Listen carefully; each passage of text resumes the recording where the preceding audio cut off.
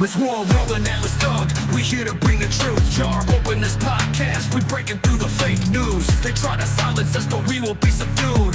We're bearded alpha males here to save the youth. Spitting fire on the mic with the bass Christian takes. Exposing the lies, keeping the demons at bay. We ain't afraid to speak up. We won't be swayed. Jar open this podcast where the truth is laid. Jar openers, cracking open the lies. We're rolling Atlas Thug. We're here to rise. Bearded alpha males saving the youth from the godless demons, spreading the truth. We ain't playing games, we're on a mission to awaken the masses with our intuition.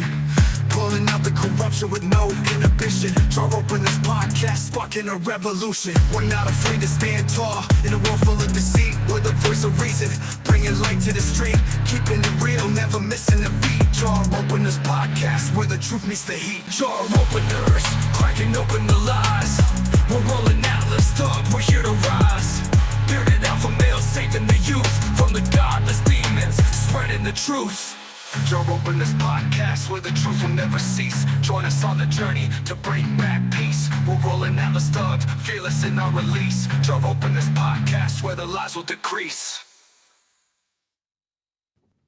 What up, what up? Welcome to the Jar Openers podcast, episode 27. Starting to get up there, right? Yeah. Yeah, man. So Chasing 50. Been a busy day, right? We're gonna be counting 3 digits before we know it. But I see Donnie Brooke made it before the song even ended. Thank you. That's pretty cool. Following up on some of the pregame chat we had going on. JB posted in the Discord the other day about how he ordered himself one of these. What's it called? Baofeng two-way radios. So I went ahead and swooped me one. Actually, I got a pair. I gotta have his and hers, right? But yeah. Always good to do. I'm looking forward to playing with it, but it's been a busy day that I haven't even really had a chance to unbox it or anything like that. So yeah, first time for everything there, Donnie's antenna sticking out. But anyways, yeah, looking forward to tinkering with that, seeing what all it can do. Looks kind of fun. So I saw that JB said that he ordered his from the actual website and he could have got it faster if he ordered it from Amazon. Yeah, man, that's my go-to. I always, anything that's I'm interested in buying, I always go to Walmart online through the app that I got, and then I go to Amazon. And a lot of times you can find a comparable price. And then if you got Prime, I got Prime, so then like shipping's mostly free. You're always fast and all that type of stuff. So we got one of the hubs here in town, so everything gets here real quick. It's always nice. Not have to wait. Although I will say, sometimes when they end up delivering it through the regular mail, the USPS, I think is what it's called. Sometimes they'll hand that package over, and if it's anywhere big, even if it's not heavy, my mail lady is kind of lazy, and she just gives you one of those little pink slips that says pick it up from the post office, which is super annoying. She did that with a 12-pack of dog food cans a while back, and I just let it sit in the post office till they sent it back. I wasn't going to go up there and pick that up. I just ordered it off of Chewy after that, and I got it a different way. Sorry, but if you can't bring me a 12-pack of dog food cans, you know what? I'm not going to pay for it, and that's your fault for letting it go through USPS. But anyways, how's everybody doing tonight? I see quite a few people in chat already. What's up, Donnie? What's up, Chris? JB, Hate, Hellhound 26. Good evening. Who else? There was somebody else. Yeah, Here. Hellhound back-to-back comments there. It's pretty funny. Thomas is up here. Yeah, you guys cracking me up. But it's good to see you guys. We got a bunch of stuff to cover. A lot of stuff that's kind of just breaking this afternoon, actually. The outline kind of got revamped on short notice, just with all the breaking information, essentially. Yeah. So, like the last 4 hours were wild. I was like throwing stuff in there like crazy, trying to organize it and make sense of what was going on. Mainly what the omnibus bill, right? going from like we're trying to shove all this stuff through to being killed in a matter of like a couple hours. And then now obviously the bird flu state of emergency there in California as well, all happening within like 5 hours. And that Yeah. comes on the tail end of like the social aspect, which is like, people are up in arms over the fact that Tim Pool's being bought out by the Daily Wire, and he's been trolling everybody online. I didn't even see that. There's so much going on. I heard about the omnibus. I didn't hear that it got shot down. So I mean that kind of speaks to the power of the people and the power of X right now. There's been a couple big decisions reversed or stopped just because of X. I know Trump ended up changing one of his cabinet picks because of the a negative response on X, and now apparently we're going to get more into it. But I saw. I guess we'll. Let's start with the omnibus. I know it's number 2, but we'll start with that one, and then we'll. Yeah, I meant to have that number 1 actually. No, it's all good. Since we kind of mentioned it, we'll just get right into it. But yeah, Donnie said, "How did I not see Timmy go full corporate?" You know what? To be honest with you, I slept really late today, and then when I woke up, I went straight to making videos. I made 2. One of them I only got out about an hour and a half ago, and the other one I have made and edited, but I still got to finish the thumbnail, and I'm going to post it after we're done with the live. But I'm trying to get back in that 2 every day routine. I gotta make sure I uphold my my commitment to myself to make 2 a day, and then eventually I think I'm going to try to start adding a 3rd, where start doing some clips from the show. But that's just kind of part of the future plans. Yeah. But let's see here. Let them spin the numbers. Yeah. But yeah, that's really surprising to hear that Tim Pool would sell anything under the Daily Wire. I don't know. It's a weird scenario. So I guess I'll learn as we go. But I wanted to start with this post actually. Oh yeah, and also by the way, if you guys are watching over on X, make sure you retweet, repost this. That seems to be the easiest way to introduce new people to the show. So make sure you guys are sharing that. Show us a little love. You can also find me at America First TV on YouTube. But I skipped the intros last time. I didn't want to skip them this time. So let people know where they can follow you as well.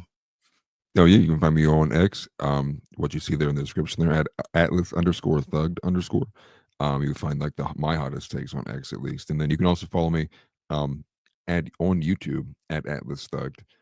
You'll see all of our entire catalog, from everything from jar openers, obviously because it helps World's channel to delist these to keep his channel a bit more kind of niche and with what he's got going on. So if you have any previous episode you want to see of ours that we've done here, as well as my show Offensively Accurate, you will find it there. Yes, 100%. But I wanted to start off with this one because Thomas Massie is probably the dude I trust the most in our government right now. Oops. And sorry, I also, that's the other thing. I woke up and I could hardly talk this morning. The house being so hot with the AC issues, we had the window unit blasting all night, and I woke up and I was concerned I wasn't gonna have a voice tonight. So I'm glad I'm able to actually Wait, did you say you got it fixed? Your AC's fixed now? No, it's not fixed. It was hot last night, so I had to turn the window unit on in the bedroom, and it was just blasting cold air all night. I mean, it's fine. It gets us through the night and stuff like that, but it's not ideal. We don't have the whole central air going right now. So it's going to get hot in this room as well, but it is what it is. Yeah, but as I was computer fans working. Yeah, I know, right? Actually, I put a secondary fan on top of it, and when it gets real hot in here, I turn it on whenever I'm in like down phase to cool the PC back off. But Thomas Massie posted this. He actually posted a series of things. We'll just look at this one first. And like I said, he's probably the guy that I trust the most in Congress right now, especially with Matt Gaetz being out of there. But flashback, 3 months ago, I gave a speech predicting exactly what is happening in Congress this week. The swamp is using the threat of a Christmas shutdown to pressure congressmen into voting for a massive spending bill they won't be able to read. And then he says, watch. This is a 3-minute video. But before we get into that, I want to mention something the fact that he said congressman is going to pressure congressmen into voting for a massive spending bill that they won't be able to read.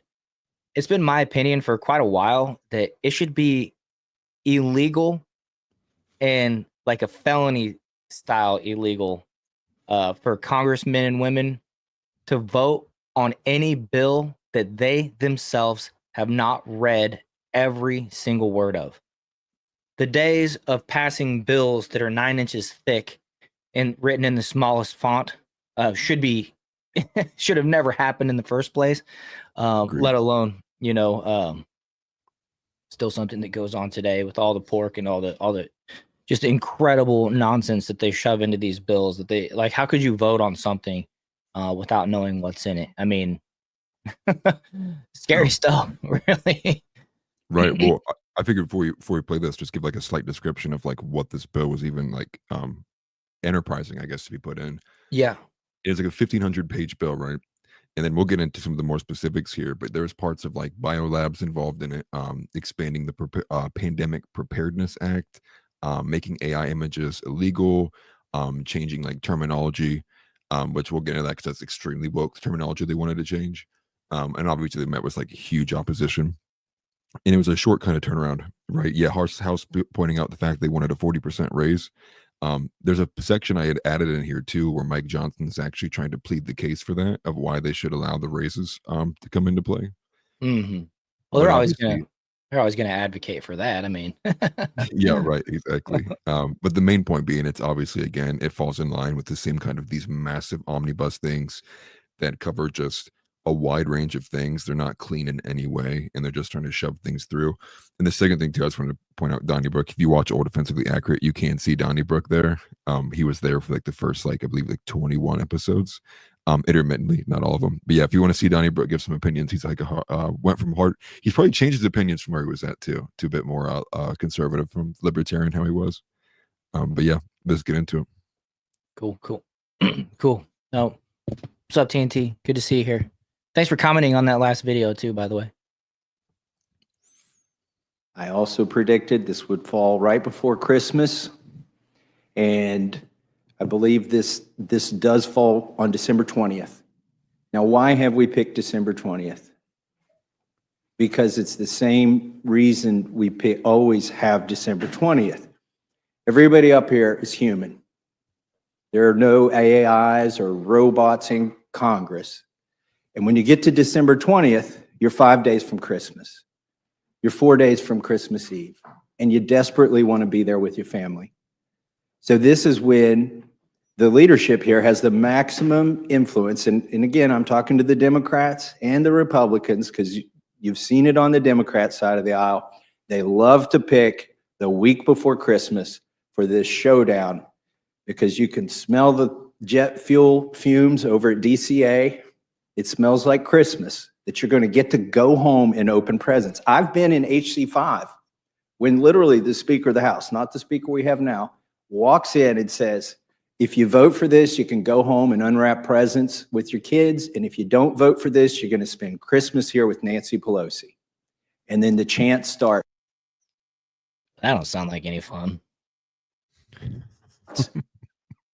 Vote. What was that? Sorry. I don't think any part of being a politician in America is fun, outside of like obviously being paid under the table. The Christmas with Nancy Pelosi? Oh my goodness. No, thank you. Not for me. Oh, I'm talking in a muted mic. Okay, we'll go ahead and continue here. Literally, people get enthusiastic to vote for something that they haven't read. So let me predict what we're not going to do on December 20th before I take a guess at what we're going to do. What we're not going to do, we're not going to do 12 separate bills. We are not going to spend this time. We've got a few months between now and December 20th. We could go back to working on appropriations bills. We are not going to do this.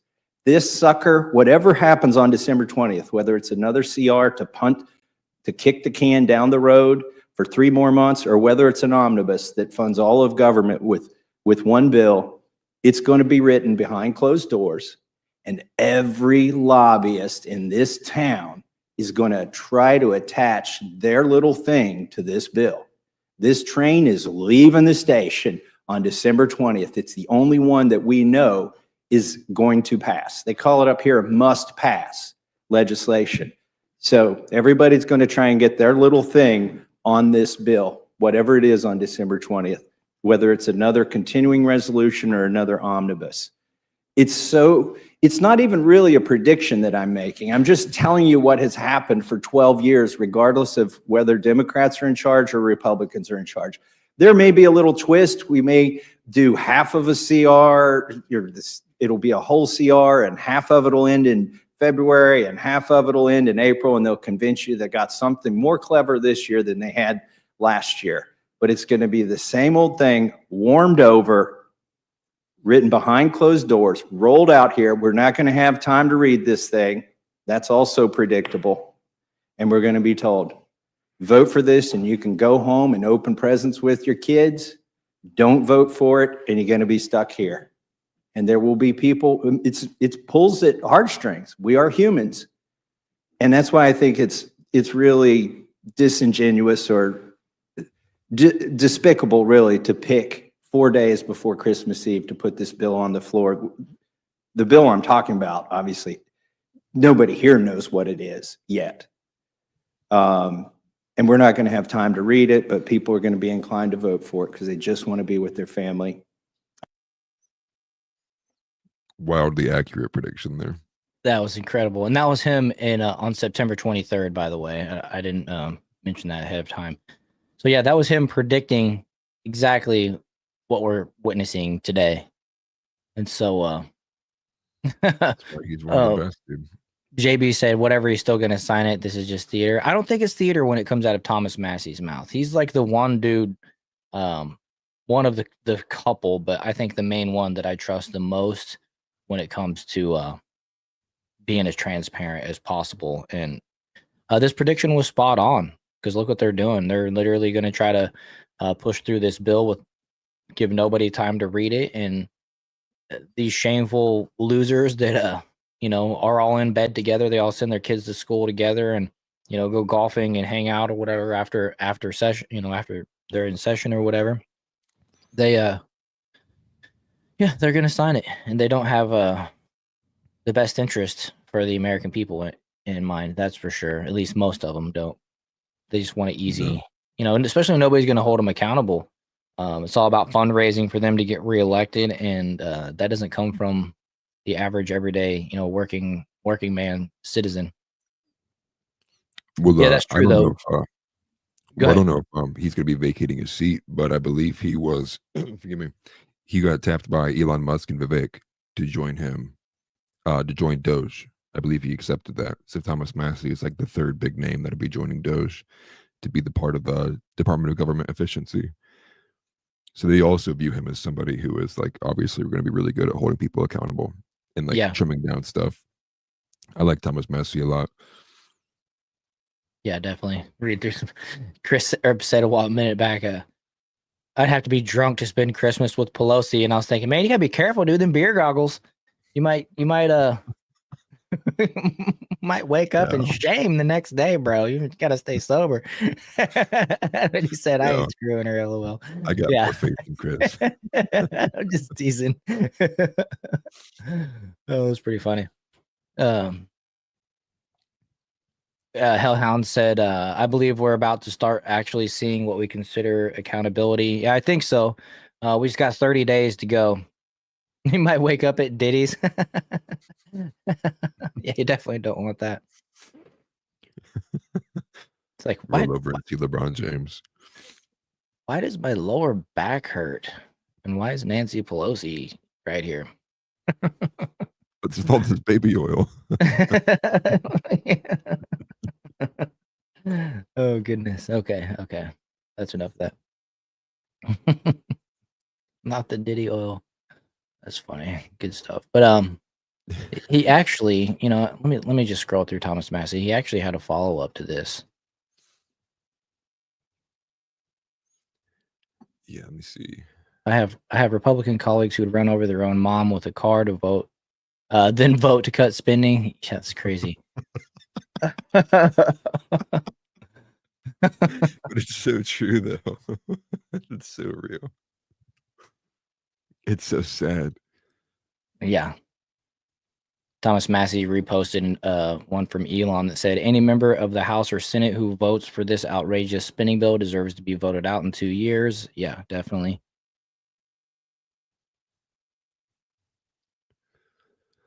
Well, that's what he ultimately did. That's one of the largest reasons why the bill got killed. Because not only did he suggest that, but I think he moved to like a harder position. And Sortor has a tweet in here, I believe, later down on the outline there. But just kind of like highlighting that other news outlets even agreed to this too, that the bill was killed because Elon Musk voiced the fact that he was going to fund any primary to any person who wanted to pass the bill. And obviously, Elon's got big money bags, and so I doubt when he puts money behind it or puts his words to it like that, you can really kind of doubt Elon, right? He bought Twitter, now X, on a whim, from kind of a similar kind of viewpoint. Just made a social media post. People responded. They said, "Yeah, you should do it." He did it. Yeah. Yeah, I Something remember like it. that. I would I think think he Dan would do. Bongino said, you should buy it. And he said, how much is it? And then Yeah. How year much? later, it cost $40 billion, I think is what it cost. We got this post here from AF Post. The 1,500 plus page resolution to avert a government shutdown includes a 40% congressional pay increase, a new DC football stadium, 72 pages on pandemic policy, renewal of the Global Engagement Center, and funding for at least 12 new biolabs. Well, that's exactly what we need. And I can't help Yeah. but wonder how much in this stack right here is pork that's going to basically try to prevent Donald Trump from working. Right now, there is a lot of shenanigans going on from the Biden administration and these folks trying to make it as hard as possible for Trump to deliver on his promises. A bunch of self-fulfilling, prophecies whenever they say that Trump's not gonna be able to do this or that. Um, and then they'll come back and say, look, we were right. And it's like, well, then it turns into this whole big battle of look what happened with the omnibus and look at what Biden did with Ukraine and the long range missiles. Basically everything he's done in his lame duck session here. Yeah. Well, to pick up on what House is saying in there too, there was a section, and I think Tim Burchett was the one who brought it up too, that would shield all of those individuals listed there in that comment, from their involvement from what they hid on the J6 committee. Obviously, to what's the right word for that? To criminally charge people by withholding evidence, and a lot of the nefarious actions that happened around that too, which all of those people need to go to jail for. I forget there's a lawyer who was on funny, on TimCast not too long ago, but I think he said the charge should be like conspiracy against human rights, something along those lines, some kind of like felony that would take that tag. I could be wrong on the specifics with that, but obviously when you group together and you do things to hide evidence in a conspiring to ensure Yeah. that people go to jail that shouldn't be, those are some pretty hefty charges. And this is why I think there's got to be some metric that like goes away from like gets against like pardons, because if those people all get pardoned and you can't go after them, it's like, well, then what can you do, right? Say Joe Biden pardons all the people who were on the J6 committee. It's like you can't, there's a certain point where it's like you can't continually bend justice when it's supposed to be blind. Like nobody's supposed to be above the law. Pardons were meant to be like some kind of like political instrument, really meant to like be used kind of like more rarely than what we see now. Now it's like we're talking about pardons like every other day. It's like this guy got pardoned. He got pardoned. Like Oprah It's Winfrey aggressive handing use out of it. cars. Yeah, right. Yeah, You yeah. get a Oprah pardon Winfrey. and you get a pardon. Yeah, no, I would even be behind like limiting the amount of pardons, right? Like be like you can pardon 3 people a year or something like that. That way it's Yeah. like if you want to pardon them, it's gonna be like they were the ones who really deserved it, and you can get some of the other people. Yeah, something like that for sure. Or maybe like a group of people, like say J6 who are, locked up for trespassing, which I don't know what the trespassing rules are in DC, but typically your first trespassing offense is a warning and kicked off the property. It doesn't regard charges or anything like that. Yeah. 8,000 pardons? I didn't even know it was that much. Wow. And see, like that, I would consider like that's a gross abuse of what a pardon is like supposed to be. I mean, that's way Like, too many. You can't even go through and like investigate or look into like the legitimacy of 8,000 pardons. It's crazy. yeah. Well, imagine you issue all those pardons with the same kind of time frame that Hunter Biden had. You know, they extend like 8, 9 years, right? From like what was it, like April 2014 till today. Yeah, it was It's 11 like years. that's insane, dude. Like Yeah, no way. it just so happened to cover Biden's entire well, what maybe not his entire vice presidency, but with his involvement with the Burisma thing. He goes, it covered Right. beyond that. No one sells their soul for free, my friend. Yeah, that's true. Let's see here. So issued over 8K pardons. Dang. Yeah, I'm just now scrolling down in chat. I was up there. Sorry about that. Biden issued it. Is the Oprah. Goodness. Stepped on my dog. Yeah. So we got this one from Yeah. put my foot down. She's right there. But Benny Johnson posted this one. The continuing resolution bill would fund 12 new biolabs for rapid response in general. This is from section 629. In general, the Secretary of Health and Human Services referred to in his section as the Secretary shall make awards to establish or maintain as applicable not fewer than 12 regional biocontainment laboratories for purposes of conducting biomedical research to support public health and medical preparedness for and rapid response to biological agents, including emerging infectious diseases, which they've warned there's going to be a bunch of new pandemics essentially the day after Trump is inaugurated, which is a odd prediction. Which seems like a kind of underhanded way to be like making gain of function research like semi-legal, and like that way they don't have to go to Ukraine and China to kind of like operate it with. Why they're so, I mean, I have an understanding of why they're so intent to do it, but why it's so brazen that like they would put it in these bills. I mean, you would expect they would have known that this stuff's going to go public when people get their hands on the bill. Maybe not expect that it would have got denied.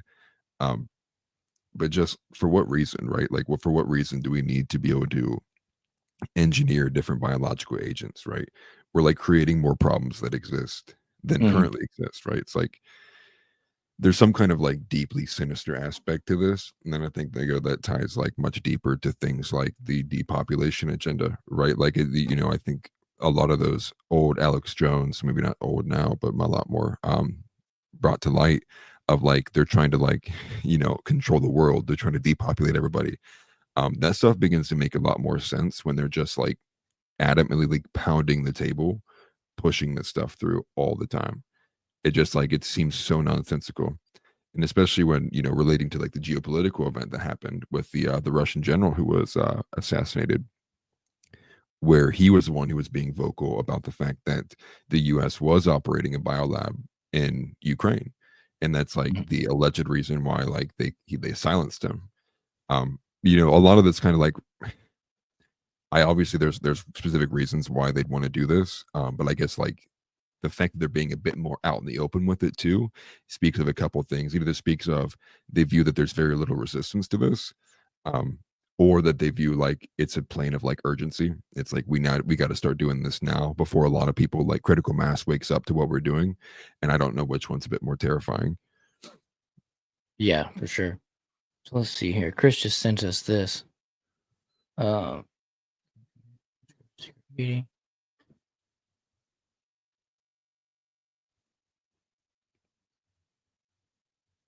Sorry, I was just reading through this real fast. It's a No, lot you're to good. read.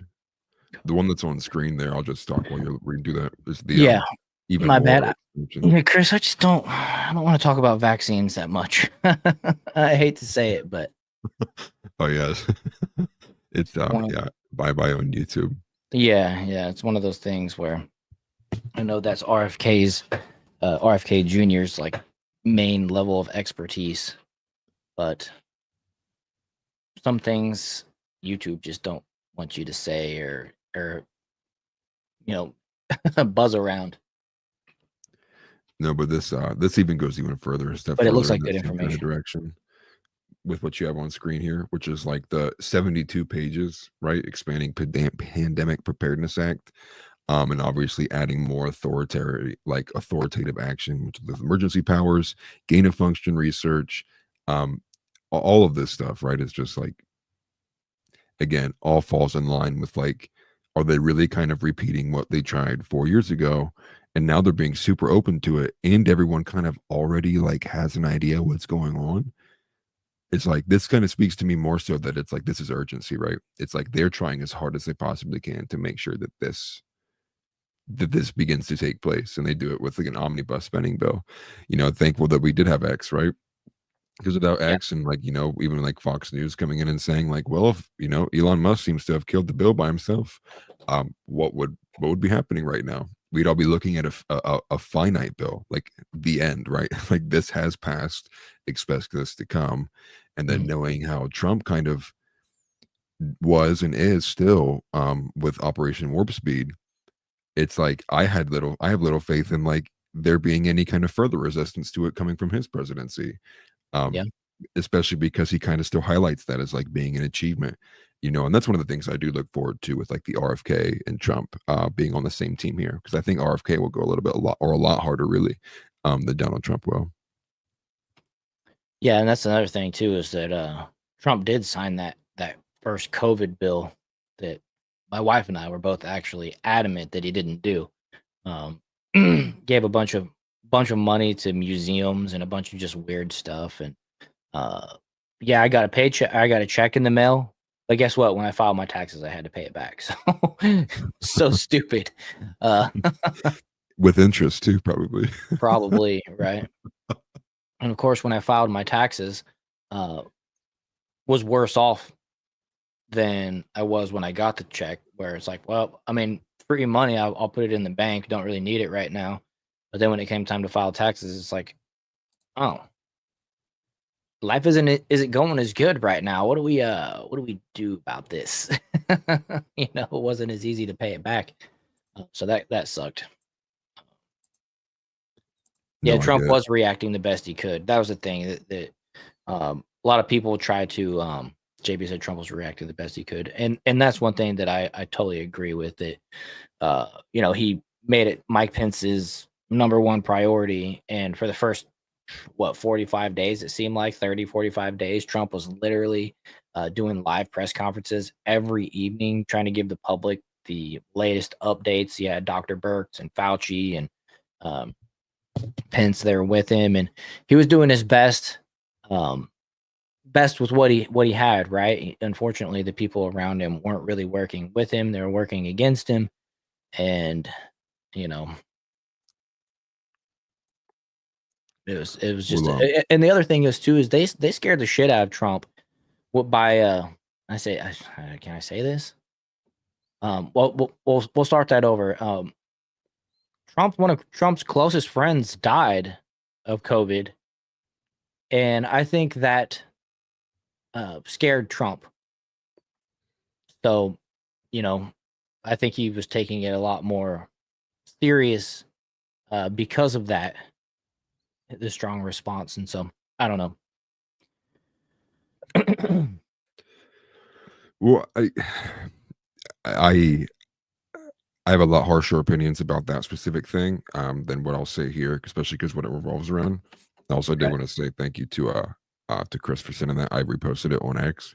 Yeah. Um, I have a feeling here shortly that these kind of restrictions revolving around this, the more that it actually becomes specifically like news headlines, it's like it's going to be hard for YouTube to uphold this kind of banning you on site for those kinds of things. Because like if especially when we had what was it, RFK and Trump announced they were going to be investigating these medical procedures, right? These specific jabs. Well, the Mhm. more that becomes like an actual kind of like objective news headline, it's like they are doing this is what the top people in the government are doing.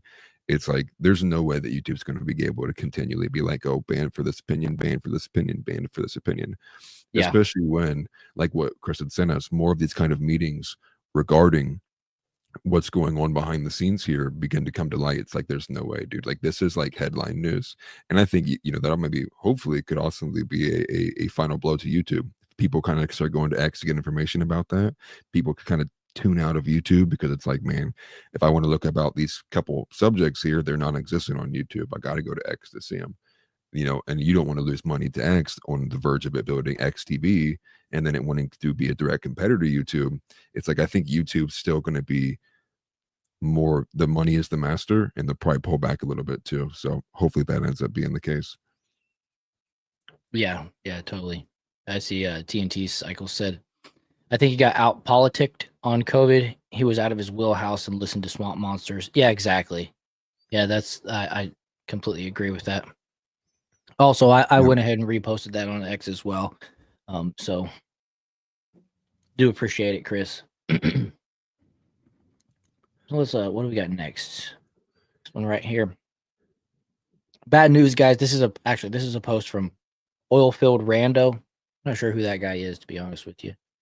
But he's got 171,000. Yeah. Bad news, guys. All those AOC, Bobert, sexy AI images we've been enjoying, the CR makes them illegal. You can go to jail for 2 years for those. Thanks, GOP. Well, I think that's more like thanks, Obama, but whatever. The Take It Down Act. And so they're basically trying to... You see, there's one of those images is like specifically outlines by mobilizing technological deep fakes on websites and networks act, or the Take It Down Act. So, you know, I guess, you know, we shouldn't be making fake videos of people, but I don't know. I'm just not really for a whole lot of extra new laws. So I don't know. I'd have to reserve my judgment on this one for now. But yeah, well, I guess I always kind of fall back, and I'm again a bit more radical on a lot of things here, which is like, I'm a free speech absolutist. I think there does come, obviously, when it comes to things like graphic censors, and obviously when it all falls into the realm of like child abuse. Those things need to be censored, obviously, but I think that all falls under like damaging contents. I think outside of that, though, if it's just like an image of like, you know, well, like the AOC and Lauren Boebert like sitting together like on the beach and stuff, like that's like, I don't think that falls under that. I think that falls under like mockery, satire, and those kinds of things. It's like, you know how quickly the government will blur the lines, and I don't view the government to be the people who can, or the organization that we can trust to uphold those lines. Obviously, they're not upholding them right now, nor will they in the future, I believe. I mean, hope that they do, but it's just hard to trust government, period. So I'm somebody who always is going to lean to a bit more of like allowing the freedom in the people's hands, and then letting people, like, say, for example, if there was something like that that went on X, I would expect that the majority of people on X would then report it, mass report it, and be like, hey, like, this is aggressive, like, this doesn't need to be on the platform, and let the people kind of get it out there. And rather than like the government having some kind of system in place before anyone ever saw it, that gets to handle it before you get a chance to say yes or no to it. And that's kind of like where I fall back to. Yeah, I don't disagree. I see here changing the term from criminal offender to justice involved individual. Yeah. Oh shoot! I didn't attach the thing there. Hold on, I'll find it. All right, yeah, if you have it, you want to stage it, we'll put it up. But that's just, oh man, it goes to the whole rewriting the dictionary. Well, it's like, it's super woke. I think it's from Benny Johnson. Yeah, right here. Okay.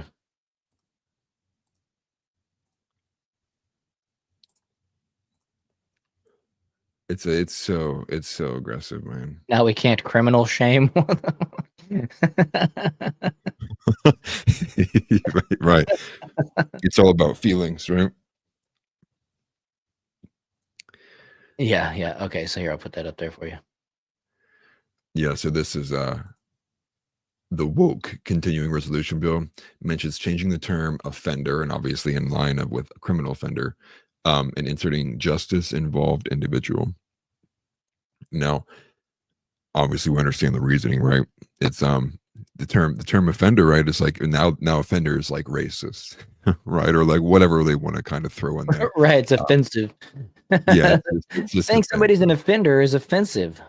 Yeah, it's like, for what even reason, right? Like it makes no sense. Most people, the way that this current political ecosystem works, the moment that your face gets floated online with an allegation, you're guilty in people's minds. So Mhm. it's like add injury to insult is by tagging that in there. It's like alleged justice involved individuals. Like, dude, like, it's such a joke. And it's like, can you spend your time and tax dollars doing anything more like meaningless or more like offensive to the American people? Right? Like imagine like you spent time doing that and then the people in North Carolina are still struggling after recover from a hurricane. Yeah. It's stuff like that that's just like there's no priority or hierarchy of priorities that exists in this system. And that goes back to what I said earlier, right? Government's worthless, dude. I cannot put any ounce of trust into it.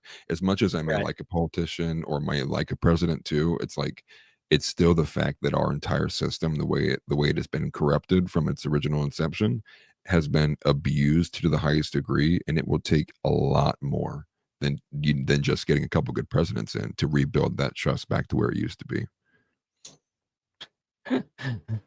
Crazy. Oh, I just can't get over the rewriting of the definition of everything. Don't challenge them; they will find something worse. I'm sure you're not wrong about that. Good Lord. Find something even more meaningless. Let's see here. These assholes sitting in their big chairs are laughing their asses off at how stuff people are, how oops, sorry, and how easily they're influenced. I think you meant to say how stupid people are. Yeah, okay. It throws me off when autocorrect messes up the message. Like my brain is trying to connect the word that's not there. But yeah. No. Well, they saw how complacent and stupid people are during the pandemic, that's for sure. Well, yeah. I mean, that's like one huge giant example. I think we see a lot of it even just when it comes to even more basic stories as well.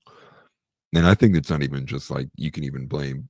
I mean, well, obviously a lot of blame lies for the government too there. But you got to start to look at like the environmental context too, like the amount of escapism that exists, like the amount of like upright, like, respectable men who have no idea what's going on because like they care more about what happens on Sunday with like the Buffalo Bills or the Pittsburgh Steelers Yeah. than they do about like what's going to affect their children and their children's future, and as well as themselves and what time they have left here on earth. And that's where it begins to be like, it's easy to just point and blame like one group or the other, but at the end, it's like it's just such a complex layer of multitude of issues, and that's why everything's got to get peeled back one step at a time, obviously. But it's just such a big mess. Yeah, definitely. And so Mike Johnson, he's done that was the other post from Thomas Massey that I was trying to find, but I couldn't find it whenever I scrolled through his account. Let me I think I reposted that too. Let me see here. But he called out Mike Johnson for doing a 180 for let's see. Oh, to like offer up the clean version as soon as you started getting pushback. Yeah, because apparently, we've seen Mike Johnson walking around with Trump at UFC, events and basically, acting like he's buddy with Trump. But I can't find it. Darn it. Maybe sorry. But Yeah, you're good. apparently he's willing to kind of backstab a little bit here with this whole omnibus. And let me just scroll further on Thomas Massey's Well, page. as far as I understand, Mike Johnson is like the lead sponsor of the bill too. So it's not Right. even just like he's speaker here. It's the fact that like he's not he's the one who's obviously adjudicating like the sessions, but he's also the one who's like the main owner of the bill. So this is like a move that's like he just killed his political career. It's like I don't care how much you're tailing behind Donald Trump at UFC matches. It's like it's Right. over for you. Right. He's just perpetrating. He's faking. But here it is right here. I found it. People call me Nostradamus for accurately predicting Speaker Johnson would use the Christmas recess to force a massive spending bill through Congress. After claiming he would not, Johnson is embracing a DC tradition that's nearly as old as decorating Christmas trees. And then we have this video of him here that he included. Excuse me. I can feel my voice going out. We have broken the Christmas omni, and I have no intention of going back to that terrible tradition. So there won't be a Christmas omnibus. As somebody asked me in the hall. And this was him, I believe, a day after Thomas Massie gave that prediction. So then this would have been Mike Johnson's kind of rebuttal. Like, there's not going to be a Christmas omnibus. Thomas Massie is wrong. And then he's up here saying this right now. Hallway a little while ago. Will there be many buses? We don't want any buses. We're not going to do any buses, okay? And I've seen this play call like 4 times in the 7 years I've been in Congress. They've punted the ball until December 20th. And what they'll do is they'll come in a closed room with us and they'll say, okay, now we've got the really big omnibus. And if you vote for this, you can go home for Christmas. But if you don't vote for it and it fails, we're going to make you stay here over Christmas and New Year's. And it's almost like a dystopian future. I've been in the closed room where they start chanting, vote, vote, vote, vote. Yeah. And people run up there and vote for something they've not read. CR, CR, CR. Oh, you want to go home for Christmas? Well, vote for this, and we'll let you go see your family. Yeah, it was the day before. Grandbaby, and you can watch your 2-year-old open presents. But if you don't, you're going to stay here with your leadership and their leadership, and wait for a bunch of geriatric senators to send over the answer. By the way, I made another prediction that it would end right before Christmas, that it wouldn't go till next spring. Because, and we've talked about this on your show, Brian, for as long as I've been coming on your show, which is at least 12 years. See it coming a mile away. Go ahead. Every year, they do the same play. Christmas Eve shut down. That guy's trying to ravel your voice there, bud. Got the deep voice going on. Yeah, right. Panic, because here's what they're doing. They're taking our families hostage, the families of congressmen in Washington, D.C.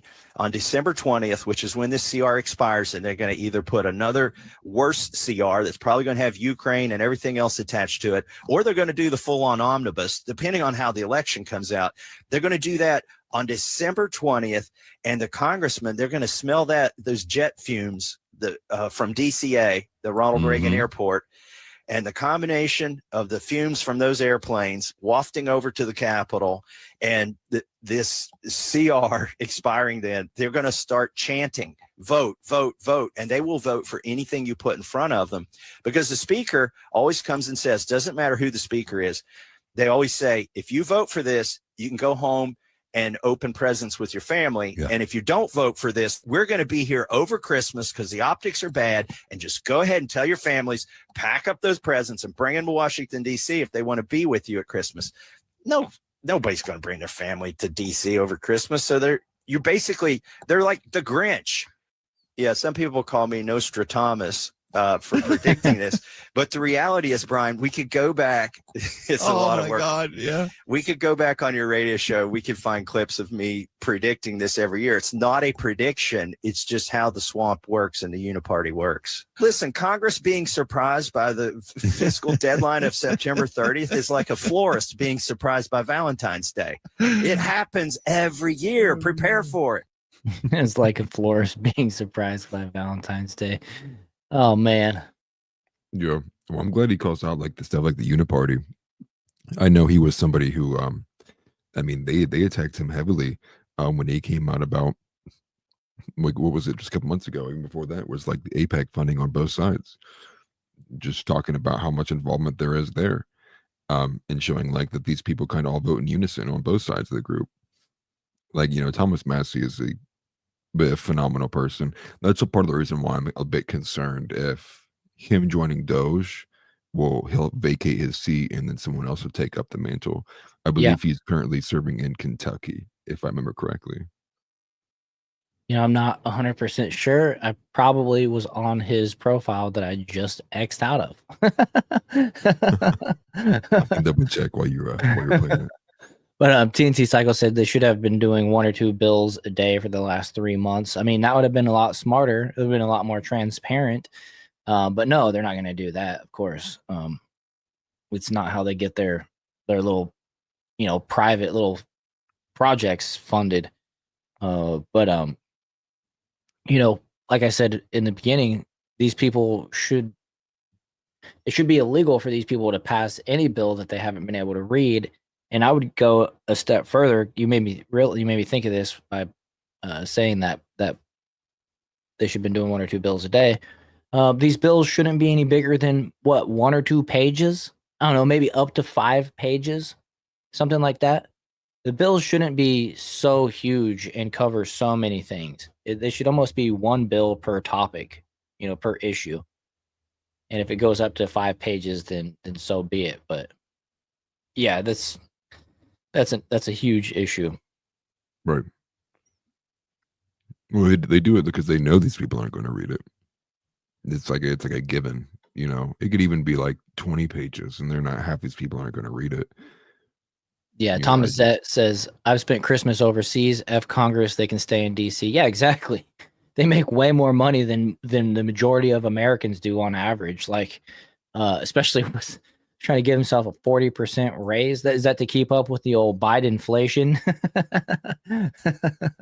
When Congress proposes to give themselves a 40% raise, I think that would that lends to the assumption that you need a 40% raise just to maintain your status quo cost of living. But yeah, man, that's an excellent point. Lots of other people have spent Christmases overseas or away from their families. Congress works for us. They should be the first people to skip a holiday. I mean, that's part of what they signed up for. They don't get the privilege of making sure that, they got Christmas at home with their families. That's, something they kind of opted out of when they went into public leadership. Yeah. Yep. Well, I mean, reality is this was not meant to be like a full-time job either. It's like you're supposed to be like serving this position as well as working like what your other occupation would be. Right. But not the rate that they get paid. They need to be working on this 16 hours a day, bro. Yeah, this and then like the lobbying stuff as well. And you would think if it was back to the old system, like they would want to get it done, right? That way they didn't have so much extra work. Could be like, why don't we get this stuff done? So we're not being held up around holidays and such. Mm-hmm. But let's go ahead. Yeah. But yeah, let's go ahead and play this here from Mike Johnson. We don't have a choice. We have to fund those. We have to fund FEMA. We have to fund our farmers. We don't have a choice. And Mr. Speaker, it's not just so you've got a bunch of Republicans who are See, and this is Fox News, just from what she just said, doing their bidding. You know what I mean? It's another reason why I don't trust Fox News. They do the bidding of these political leaders. We don't have a choice. We have to fund those. Yeah. We have to fund FEMA. We have to fund our farmers. right. And Mr. Speaker, it's not just so you've got a bunch of Republicans who are angry at you. They don't like this. And just in a couple of weeks, you're going to stand once again to run for Speaker of the House. And you don't need a bunch of Democrats mad at you. But and this is breaking news you do not know. You know who also does not like this? Elon Musk, the world's richest man, just tweeted this bill should not pass. The only way you're going to be able to pass Mr. Speaker, is with Democrats. If you could, what's your message to Elon Musk? Well, I was communicating with Elon last night. Elon and Vivek and I are on a text chain together, and I was explaining to them Humble brag. the background of this. And Vivek and I talked last night about almost midnight. And he said, look, I get it. He said, we understand you're in an impossible position. Everybody knows that. Remember, guys, we still have just a razor thin margin of Republicans. So any bill has to have Democrat votes. They understand the situation. They said, it's not directed to you, Mr. Speaker, but we don't like the spending. I said, guess what, fellas? I don't either. We got to get this done because here's the key. By doing this, we are clearing the decks and we are setting up for Trump to come in roaring back with the America First agenda. That's what we're going to run with gusto beginning January 3rd when we start the new Congress, when Republicans, again, are in control. And all of our fiscal conservative. Oh, really? So you read that entire stack in that bill? Because I have a feeling there's some stuff in there that's contrary to what you just claimed.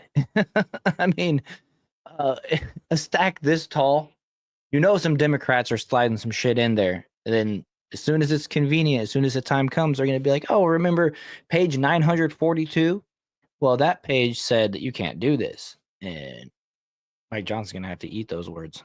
Friends, I'm one of them, will be able to finally do the things that we've been wanting to do for the last couple of years. Right now, Democrats still control the pens, and that's the problem. So we got to get this thing done so we don't have the shutdown, so we get the short-term funding measure, and we get to March where we can put our fingerprints on the spending. That's when the big changes start, and we can't wait to get there.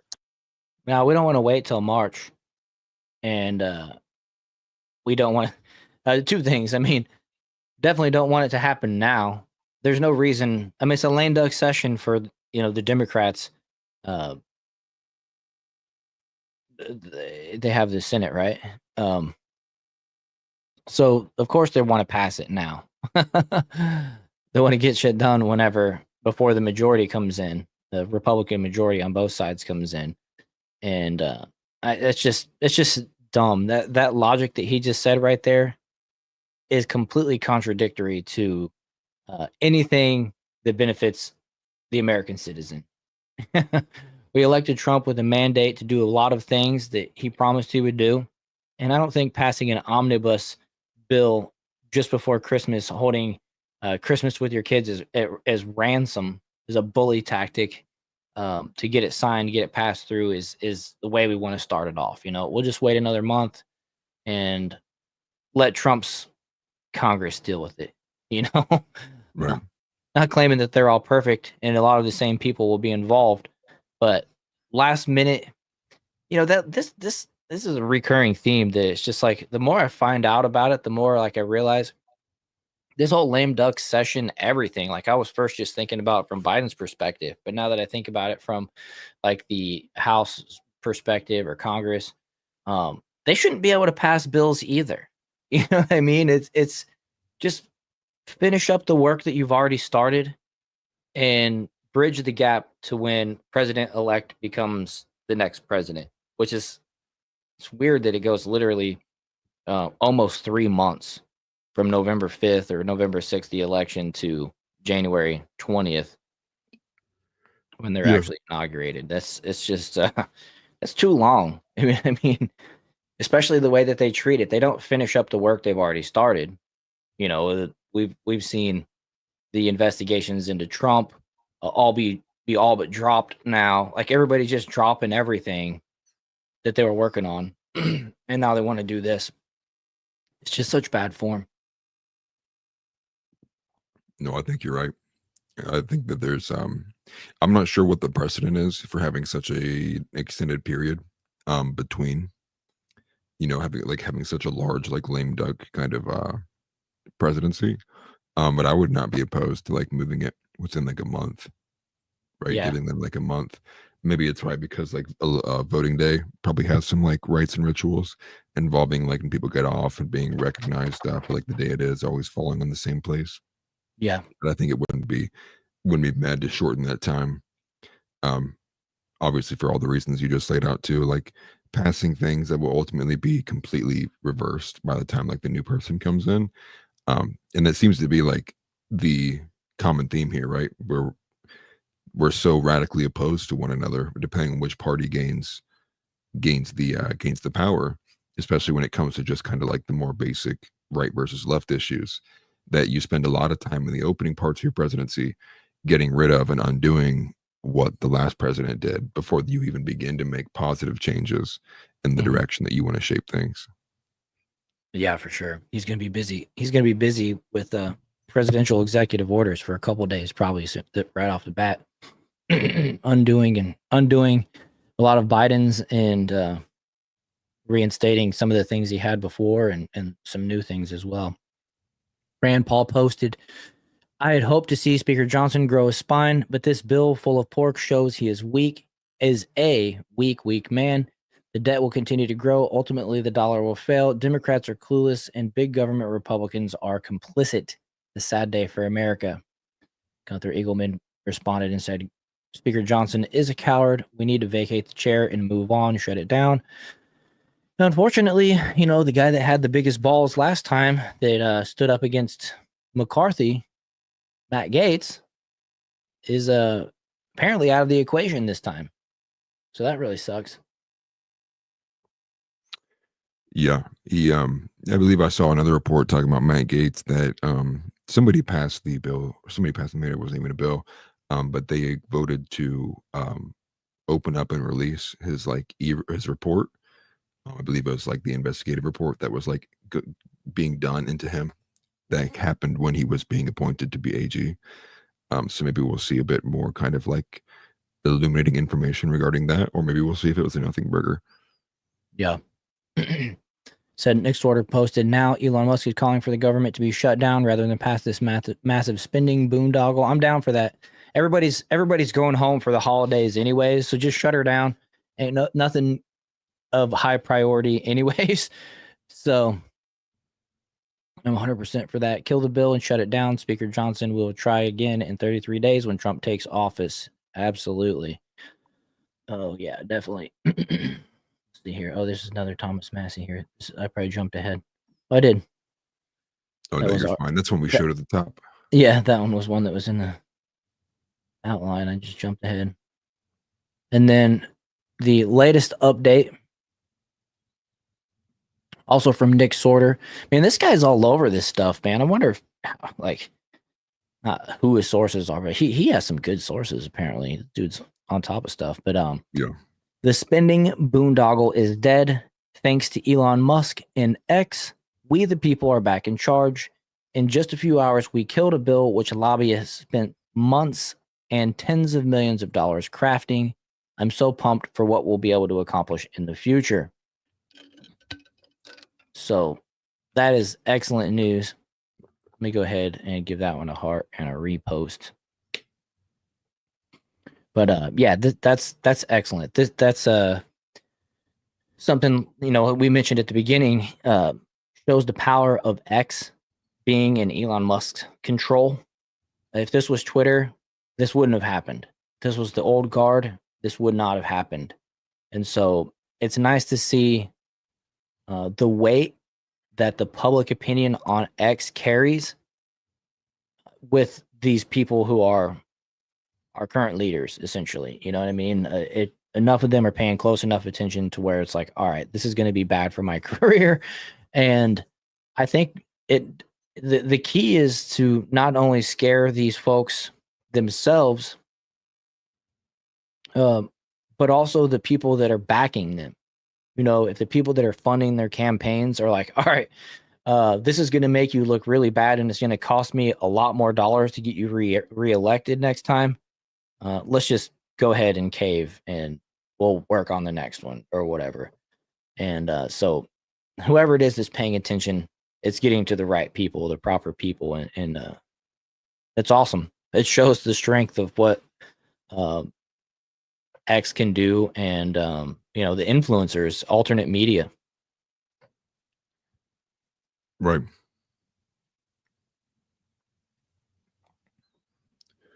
Let's see here. Sorry, I was skimming through. Trying to keep up on chat, but let's see here. So Elon Musk posting, we'll just follow that one up. Another Nick Sorter breaking. Elon Musk posting on X threatening to fund the primary opponents of Republicans who voted for their spending bill, effectively killed it, per Fox. For disaster. Okay, so I forgot about that post from Elon. I did see that. I don't think I retweeted it though. I think I just skimmed past it. But Elon threatened to fund their opponents in his next campaign. So that would definitely affect the people that are funding the current individuals. Like, all right, so now I'm going to have to bid against Elon Musk to keep you in position. Yeah, let's back on out of that. I think it's a mutual agreement. JB, wish I could get a raise. I know, me too. I gotta tell you, December has been a demotion for me when it comes to YouTube views and revenue. It's not good. Yeah, it's like the lull period after What's the election. crazy is December is supposed to be when all the big ad agencies are just dumping the rest of their budget and like CTR goes up and things like that. But it's just I don't know. Something happened where my views have been like cut in half, less than half. They caught on, dude. The harder you try, right?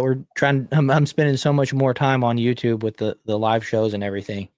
And it just is what it is. It's the ebbs and flows. I'm not complaining, but it's an interesting observation. You just took a $10 pay cut. Yeah, that's crazy, TNT. Yeah, YouTube does hate us, Chris. Work harder, white boy, no special treatment for you. Yeah, I know, right? But I'm trans. See, I trans to a girl and now I transed back, so I'm just the same as I started, but no, I can't even say that with a straight face. But let's see here. Elon Musk posting that. Okay, so yeah, then I got this video here. We'll play this. We're told right now in the past 30 or 40 minutes here that they might try to pull this interim spending bill off the floor and maybe just go with a clean bill. Unclear what that means for disaster assistance. Here's what happened. A post on X by Elon Musk sent shockwaves through the Capitol. House Republicans were trying to see if they have enough votes to pass the spending bill in the next hour or two. Musk posted that anyone who votes yes should lose their office in 2 years, and lawmakers are scrambling. Tweets from Musk, has that complicated this? Well, I mean, I think that there's always a lot of interest in what's happening up here, and this is more than interest. They're telling people if they vote yes, they should be voted out. The social media world is a part of our politics, and I think members have to expect that. There'll be a lot of hard votes in the next couple of years. A member of the House Republican leadership told Fox that Musk is not helping. The lawmaker added that Musk has bigger fish to fry than picking a fight with House Republicans. One source said the bill is now bleeding. House Republicans? You mean the deep state, or not the deep state, but the rhinos, the ones that need to be replaced? Support from the GOP. All one and the same. Yeah, right. When asked how many Democrats the GOP needs to pass the bill, a senior aide replied, quote, a lot. Lawmakers who had hurricanes devastate their districts are torn. The fact is that, look, this is a sandwich. I don't know how else to say that. We're being forced into this position. They could have done a standalone. They did this because they knew that it would put members in this position to support it. We're damned if we do. We're damned if we don't. No, you're not damned if you don't. What are you talking about? You mean you don't get a 40% pay raise? Anna Paulina is one of those ones that I really liked, but then she never arrested Merrick Garland after threatening to do it for like 2 weeks or week and a half on X, and I lost a lot of respect for her. Well, I have a lot of reasons why I don't like her, but she even posted today saying like, well, after talking to my constituents, I decided that it's best that we don't. Bro, it's like, if you can't tell like on site when you see that bill that like that's not good for the people or for this country, then it's like, why are you in office? Like, yeah. It's kind of like one of those things where it's like, you just said the quiet part out loud. Like, you shouldn't be there. And so I don't know, she didn't end up getting ratio, but a lot of people were replying to that tweet being like, dude, what are you talking about? This is such a weird way to say, like, I didn't read the bill and was going along with the rest of everybody until like I saw Elon Musk post and I was like, oh wait, this will end my career. Let me say something to the opposite of that. Right. And yeah, that whole damned if you do, damned if you don't just doesn't make sense. You letting yourself in and out? Are you cold? My dog, she opens the door and lets herself in and out. She's a good girl. The wife's not here right now, so I just had to leave the back door unlocked for her. But let's continue here. I just had to pause it because, like I said, Anna Paulina Luna was saying a lot of good things, and she was teaming up with Matt Gaetz and all that stuff. But then she went on this whole crusade to get Merrick Garland held locked up and arrested for being in contempt of Congress, and got a lot of people like, yeah, let's do it. It needs to happen. And it just never happened. And she started trying to talk about other stuff. And I remember tweeting at her like every day for a week straight, like, but what about what about Merrick Garland? Did I say Mayorkas? I meant Merrick Garland. What about Merrick Garland? And you know, of course, she's not gonna respond to me, but it was just nothing. Turned into a bunch of nothing. I don't like that. It's almost like a congresswoman posting things on X for the revenue, for the interaction, for the views, and I can't get with that. It's a grift. Yeah, exactly. Like, I don't know, if you're gonna come out here and stand on and shout from your soapbox, you need to back it up a little bit. The bill has about $100 billion in disaster relief, nearly $30 billion to restock FEMA's coffers, and there are lots of health care provisions. Jamming everything together in one bill means some Republicans will not support Mike Johnson for Speaker in January. Have any other of your colleagues said that they're not voting for Johnson? Any expressed? Yeah, I've talked to a few, who don't seem like they're going to vote for him. You have to ask them. I'm not going to betray anybody's position. Will you just vote president, or will you vote someone else's? I'll vote for somebody else. Now, Johnson can only lose one vote and still win the Speaker's race on January 3rd. Some Republicans ask how things are different with a spending bill like this under Johnson than former House Speaker Kevin McCarthy. The funding deadline is Friday night. You know what's funny is I could see if some Republicans are like, yeah, I'm not going to vote for Speaker Mike Johnson, and then Democrats come across and vote for him just because it's like, the Democrats are typically in lockstep, but I think that there could almost be a consensus that they would actually vote to keep him if he's going to work with them like that, knowing that the alternative would be the Republicans replacing him with who knows, right? Right. It's crazy. But yeah, why would the feds build a football stadium? Yeah, that's crazy. Let's see here. Yeah, they're trying to lure the commanders out of whatever area they're in right now and move them to DC. For what reason? I really have no idea. Well, they probably don't want to have to travel so far to go to the game. Yeah. Yeah, for whatever reason, it's like make sure they have Congress related. parking spots right up front. Yeah. That way they can, instead of like working, they can look out the window and watch the game. Right, for sure. What's up, Tix Bomber? Let's see here, Adam Price, ChatGPT. I think ChatGPT is writing bills now. Probably, who knows, right? It's actually a decent question. Hey GPT, can you write a bill that would spell the end for the country as we know it? And it was like, I got you, man. I know, right? I'm about to type some stuff in there and see. Write me a 19,000 page omnibus bill that includes. Right. Jeez. That's actually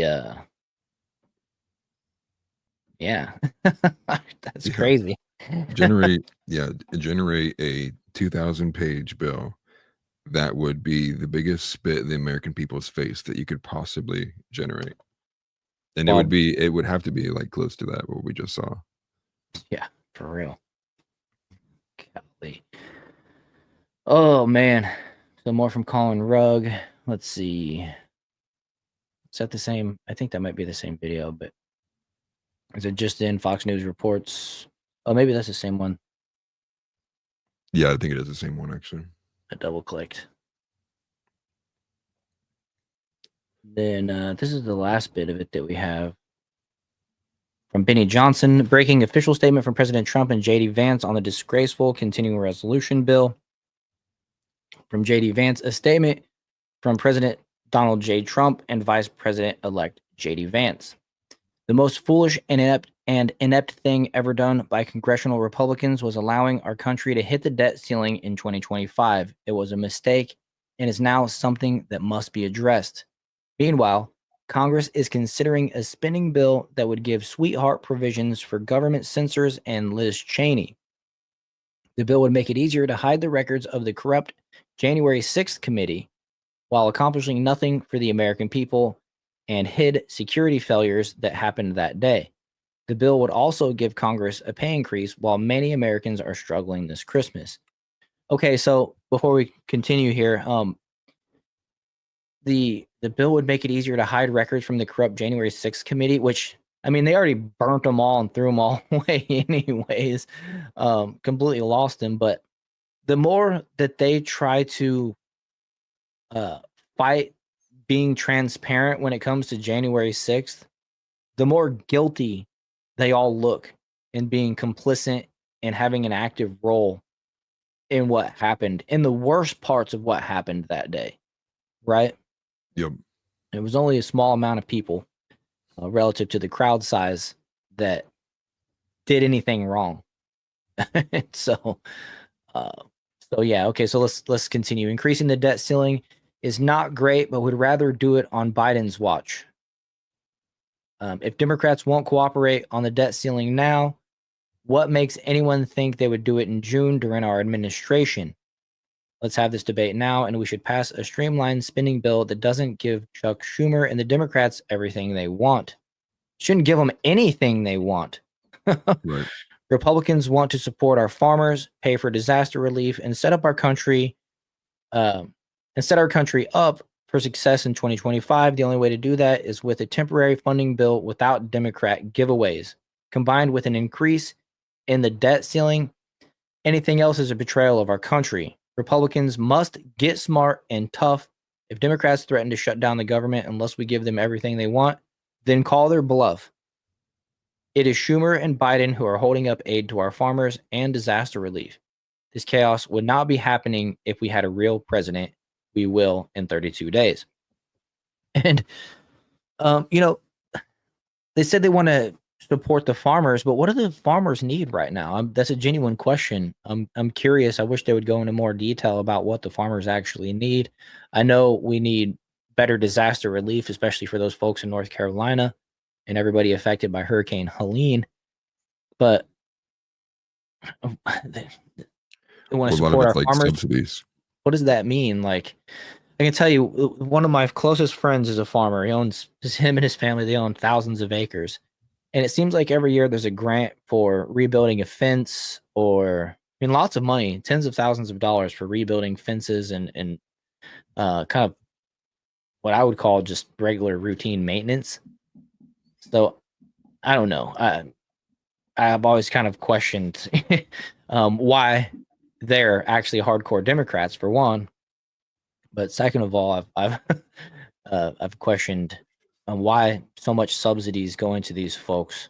Is it that hard to farm nowadays? I'm not saying it's easy, but it's a genuine question. Like, or is it just another avenue to try to appeal to the people to say, yeah, we can go along with this bill because it's good for the farmers, like. Well, it's a nice thing to say. Being so I came from, I'm a former, what do they call that? FFA member. I was actually one of the leading officers in our FFA chapter growing up. I grew up in the countryside. The amount of subsidies that exist in farming is kind of eye-opening, especially when you look at a lot of the big backers too behind some of the larger organizations that are involved. Specifically, if you look at things like pesticides and you look at the Monsanto side of things, this all again kind of relates back to food and Maha in a bunch of different ways and avenues. But one of the main things too, even is that you wanted to get into farming, the amount of cost that it would take and require if you didn't previously own land, is immense, right? So if you do, I want to get into farming. How much can the government pay me to get me 40 acres of tillable land? Well, that's the thing, is it takes years. If the land's not been previously tilled and sowed and didn't have a crop, and hasn't been on a cycle, it takes a lot of time to actually get the land to be as valuable as land that's been in a nonstop cycle for years on end. Oh, yeah. You have again regulations that garner how you need to be spraying the crops as well. And then not to mention the equipment's kind of taking leaps and bounds too, where if you want if you need the harvester, I'm forgetting a lot of different ones, but obviously different forms of tractors, harvesters, everything that would help operate a large farm like that. It's all you're spending millions of dollars at that point. And a lot of that, if you don't end up taking that out on loan, or if you do take it out on loan, and say there's like a bad season, or your crops just didn't do well, I mean, you're essentially out, like, period, right? It's like you didn't make enough money, and then everything Right. you worked for that whole year, or depending on what you're growing, is gone. And so if they don't subsidize it to a specific point, then obviously, like, people aren't even going to enter that market. But at the same Right. time, if you don't have people entering the farming market, you let a lot of land go to waste, and you would begin to see a lot of food production rapidly decline. And so there's, like, obviously benefits to subsidizing it. I'm probably not the best and most expert level person to talk about it, but just know there's so much that about farming, specifically corn too. That's why people make that joke all the time of, like, if AI was to take over, the first thing they would do is just start printing corn out, because, Oh like, yeah. because they wouldn't understand, like, humans, what's the word, like, humans, like, interaction, and why they love corn so much. Hmm. But that's, somebody said it earlier in a comment too. You know, corn syrup being one of, like, the most massive things that, like, it is, like, in almost in all of our foods too. You Yeah. see it in, like, in replacement for sugar as well. And I believe it's because it's generally because of these subsidies, it's easier to produce in mass than what it would be from, if we had, like, sugar, and sugarcane here. Although, like, I'm not sure what areas in America you can grow sugarcane in. Again, like, I'm a lot less of an expert than other people could be on this. I have a bunch in the backyard. Actually, it grows like weeds. It's like 15 feet tall too. That's wild though. You probably make your own pop and stuff at home just doing that. I've tried. I cut a stalk up and, like, peeled the skin off and tried to run, like, little slivers through the juicer, and boy, it was hard on the juicer. This stuff is, like, so starchy, I think would be the word. You get a lot of, like, it almost comes off dust when it separates the liquid from it. But Interesting. you have to have, like, a crusher thing. My daughter just went to Hawaii, and there was a little stand out there that was running it through, like, this almost looked like one of those squeegee things at the car wash that squeezes all the water out of the squeegee. I don't know if those things are still there, but I remember when growing up, it's like got two rollers and you turn it, and it kind of just crunches everything out of the sugar cane, and you get this, like, cloudy, kind of dark looking liquid out of it, and then you can refine it down into sugar or whatever. But Yeah. I'm not even sure what even separates, like brown sugar from you have white to, like, sugar, besides, like, have the sources. I think it have actually is, like, specifically different sources between how you get them. yeah, I've looked into it, and you gotta, like, distill it or something, and that's how you get it, the sugar white. I can't remember exactly, but I was looking into seeing how I can make my own sugar, because I have all that sugar cane out there. But it's basically, if I want something sweet in a post-apocalyptic era, I'll just go chew on some sugar cane. Yeah, right. You know what I mean? It'll That'll get you probably by. be the easiest way. Let's see here. I was gonna say, what's up, Michael? Good to see you. Saw a couple other new faces popped in. Who was it? CB and the Knights of Gideon. It's good to see you guys. Yeah, always good to see you, Knights of Gideon. I saw you commented in here earlier. Yep. Sorry, I'm so far behind in chat. I try to read everybody's chats, but I gotta skip over some here. I got too far behind. One guy owns a combine, and he does everyone in the area. Yeah, that's true. I actually know a guy that does that, and I know two farmers in this particular area, and the one guy with the combine does so many people's farms, but my other friend, who I was referring to originally, he won't hire that guy. And they're friends. It's so funny. That's the Democrat way. I don't like your prices. The price is lower, and he wants to hire the most expensive guy because he thinks he's getting better service, and it's just like, it's not how it works. Interesting. Well, Yeah. the same guy. Look, I'll tell you a little story here real quick. The same guy, he needed a new house, or he has a house in town, and then they have all the farmland like an hour and a half, 2 hours away, right? And he needed a new roof. And my last job in Kansas City, I ran a site that recycled shingles. Okay, we would make big old mountains of shingles, asphalt shingles from houses, We would run them through our grinder. We had a grinder that went from like 4 different sites, 5 or 6 different sites actually. Some of them weren't even ours, just other shingle places. And we would turn them into this like powder, and then we'd sell that back to the asphalt companies, and they'd throw it in the mix when they make new roads, and it would replace liquid asphalt, which liquid asphalt is a lot more expensive than the material that we're producing. But in that, I knew every single roofer in town. Like, you know, it's a big area, but every single roofer within 20 that lived or worked within 20 to 30 mile square radius around my job site.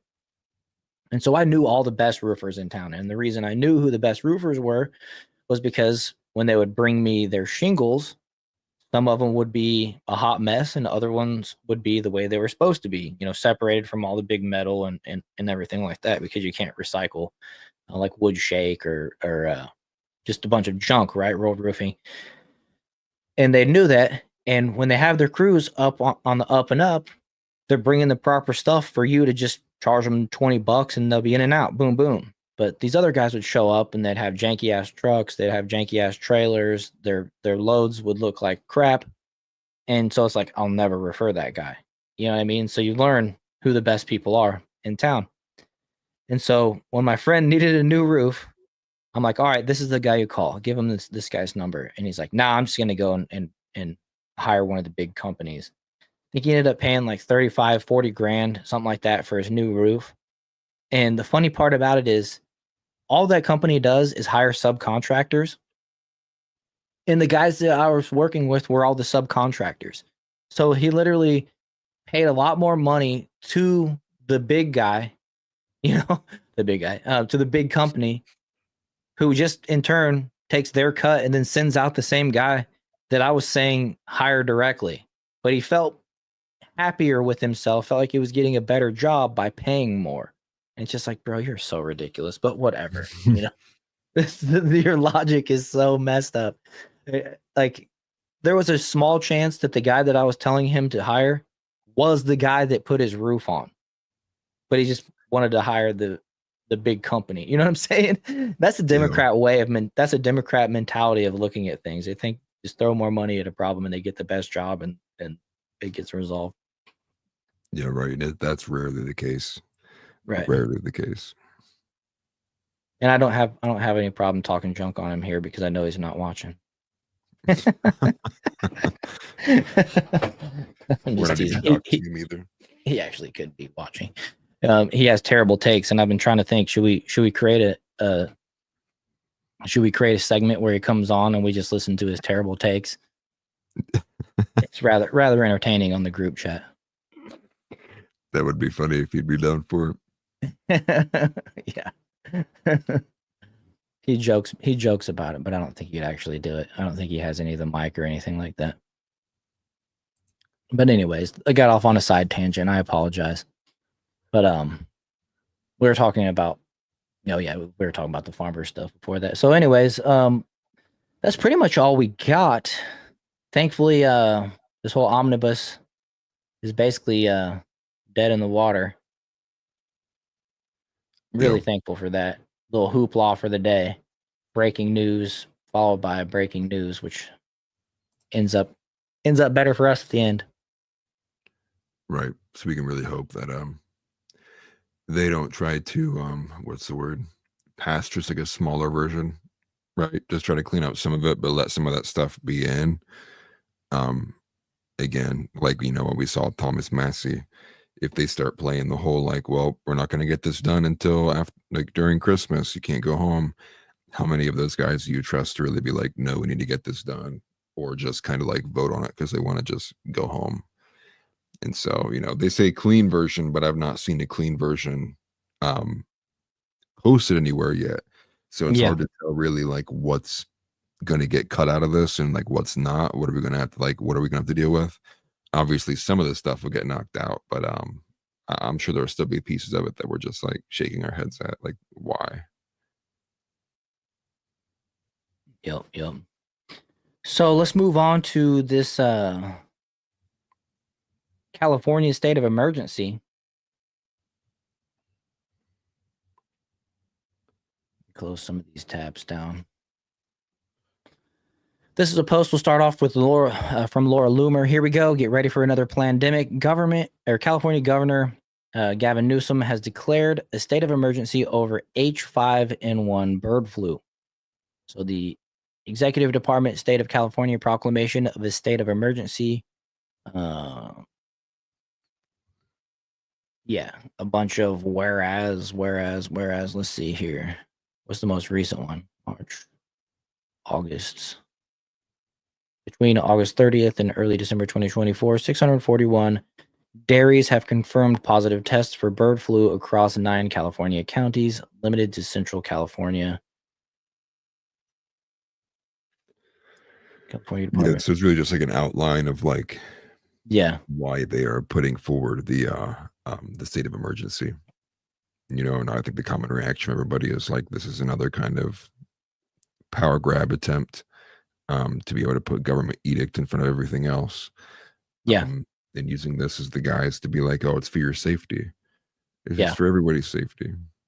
So in response to the indoctrination of bird flu into California dairy cattle in August 2024, the state of California has mobilized a comprehensive on-scene response to bird flu in dairy cattle and poultry farms across the state to minimize farm worker exposures, reduce raw dairy product contamination, and contain the virus. Whereas the California Department of Food and Agriculture, CDFA, is running a comprehensive testing and quarantine program statewide with 985 dairies currently under surveillance testing statewide and 614 dairies under quarantine. And whereas thousands of bird flu tests are being completed each week that reflect the disease status of millions of animals, including testing every negative dairy in the state weekly in all poultry and disease control zones at least twice a week. Weekly testing for dairies subject to quarantine to establish they are free from disease before releasing quarantine. Testing in order to obtain movement permits for dairies and poultry farms, and additionally testing at dairies and poultry farms for research. Okay, so the bird flu came out during Obama, so just rather convenient timing for California to make this type of decision now. Was that what it was, or was H1N1 the swine flu? Oh, maybe that was swine flu. I don't know. I feel like swine flu and bird flu were like back-to-back years. Yeah, well, it's just odd to me they have like the same kind of designation, right? Because I think that was H1N1, and now this is H5N1. It's like how many variants have we had in between there that like weren't being used as like cudgels against people? Maybe those all came out during Trump's presidency and we just kind of lived through them. But anytime they happen when anyone else has power, it's like, oh yeah, look at this thing. Everybody needs to stay in their homes, shut down small businesses. We'll give out government handouts and let's destroy the dollar bill. So would that mean if it didn't come out during Obama, would bird flu have come out during Bush? Let's go back even further. Yeah. I think bird flu's been around for a bit though. Yeah. They massacred 500K chickens on a chicken farm in Oregon a while back. I remember doing an article on that. It might not have been the same one. There was a few of them that were going around, a few stories that were going around as far as that was going. It's like, stay away from my chickens, man. Breaking, California Governor Gavin Newsom has just declared a state of emergency over bird flu. This is just another power grab. People of California do not bend the knee to Gavin Newsom. And now you can see the image where I got my thumbnail from. That's funny. Another opportunity for Governor Newsom to impose restrictions on his citizens. Who never pass on one of those opportunities, definitely. This is complete garbage. The people who will fall for this deserve to be made fun of. Exactly. The woke mind virus is much deadlier than any sort of bird flu. He's a tyrant. Oh, hi. I'm working. Hi. Sorry. She's trying to say something in the mic. She's like, pet my head. Yeah. All right, She's sorry, like, guys. bird flu. She's like, I'm terrified. Sorry, guys. I got to give her some lovin's. Otherwise, she'll just keep bothering me. She's got her scratchy paws trying to dig in right here. Hey, you just made a sound. Okay, this isn't good. Why are you talking and ignoring me? This isn't good content. This isn't good content. You're not a lap dog. Yeah, a little too big. Parker. But it does Okay. make me think, like, to what end though, of like for this bird flu thing, right? Like, Yeah. I know California, the average Californian is a little retarded, but you know what? And it's not even like they can't keep getting away with this meme either. It's like I don't understand it, right? Like, and maybe they do have a belief that people will fall for it again, right? Like that they'll just be able to do weird things. Well, But California was the state that bought into the whole, pandemic operation the hardest. yeah, I know they bought in like the hardest of a lot of people. And they had like a lot of bad moments out of it too, especially Gavin Newsom.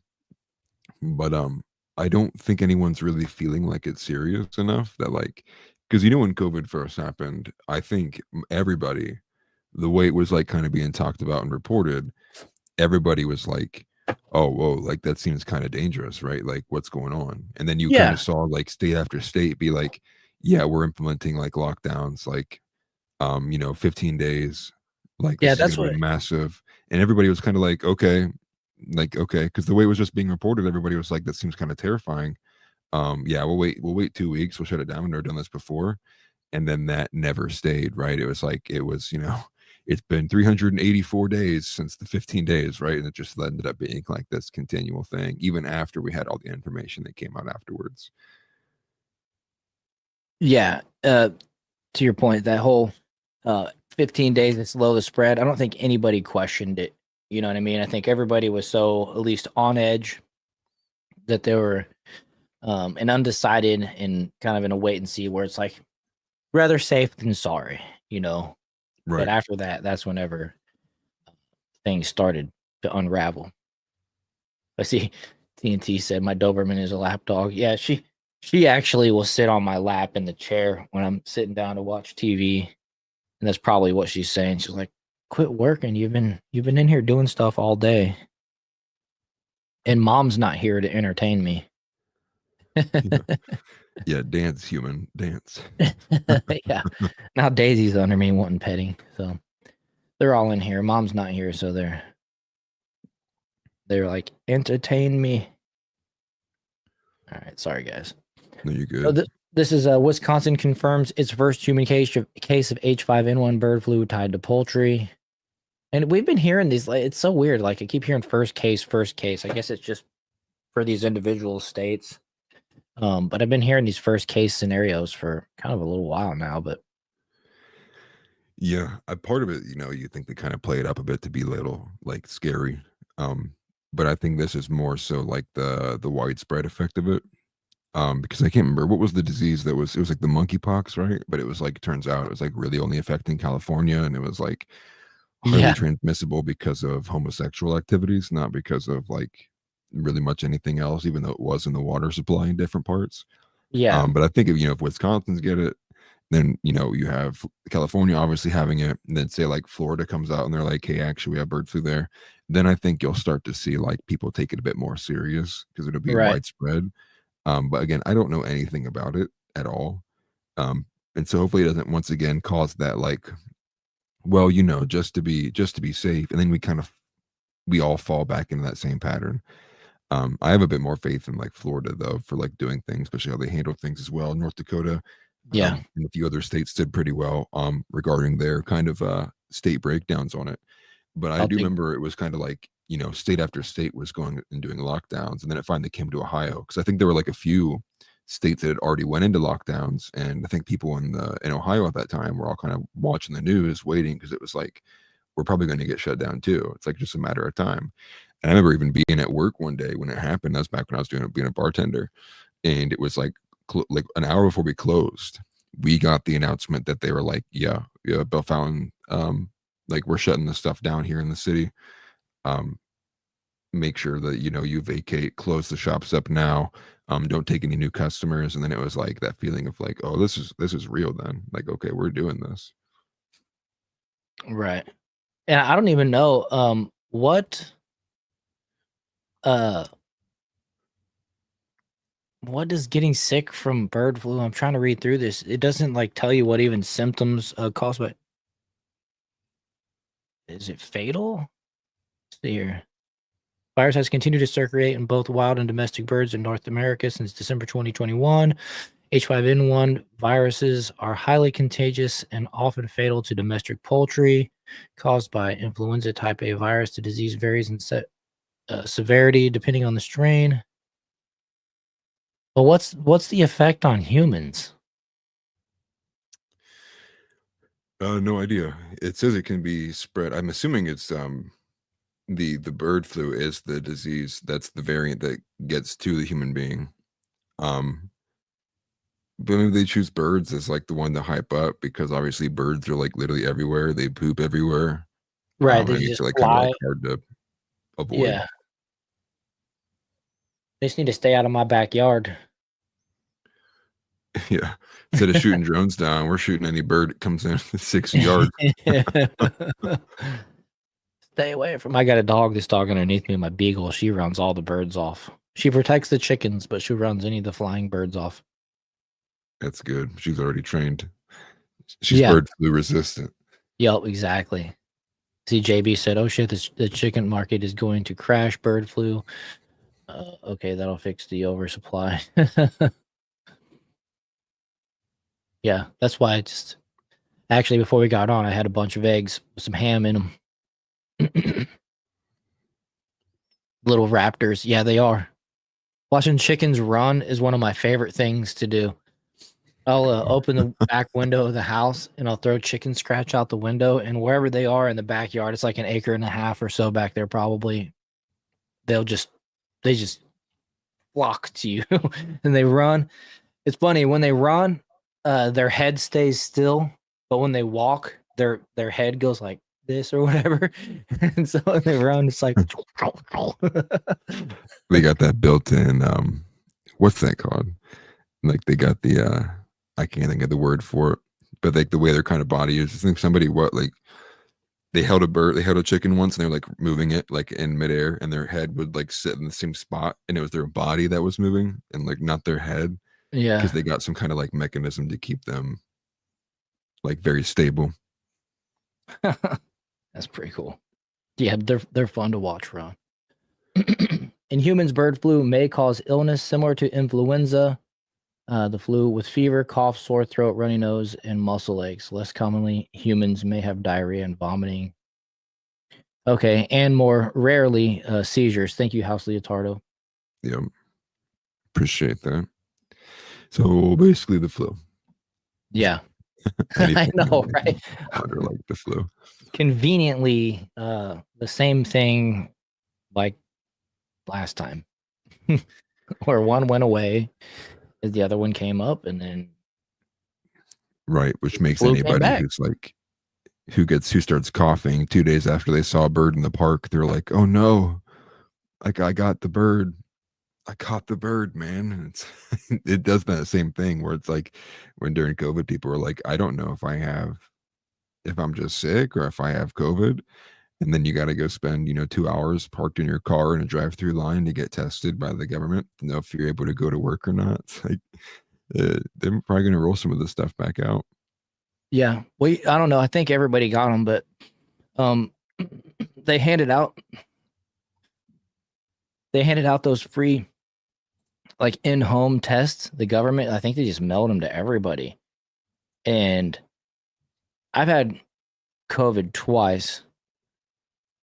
Once was last Christmas, actually. That sucked. We had family in town. I had to quarantine in my office just because I didn't want to get everybody sick. But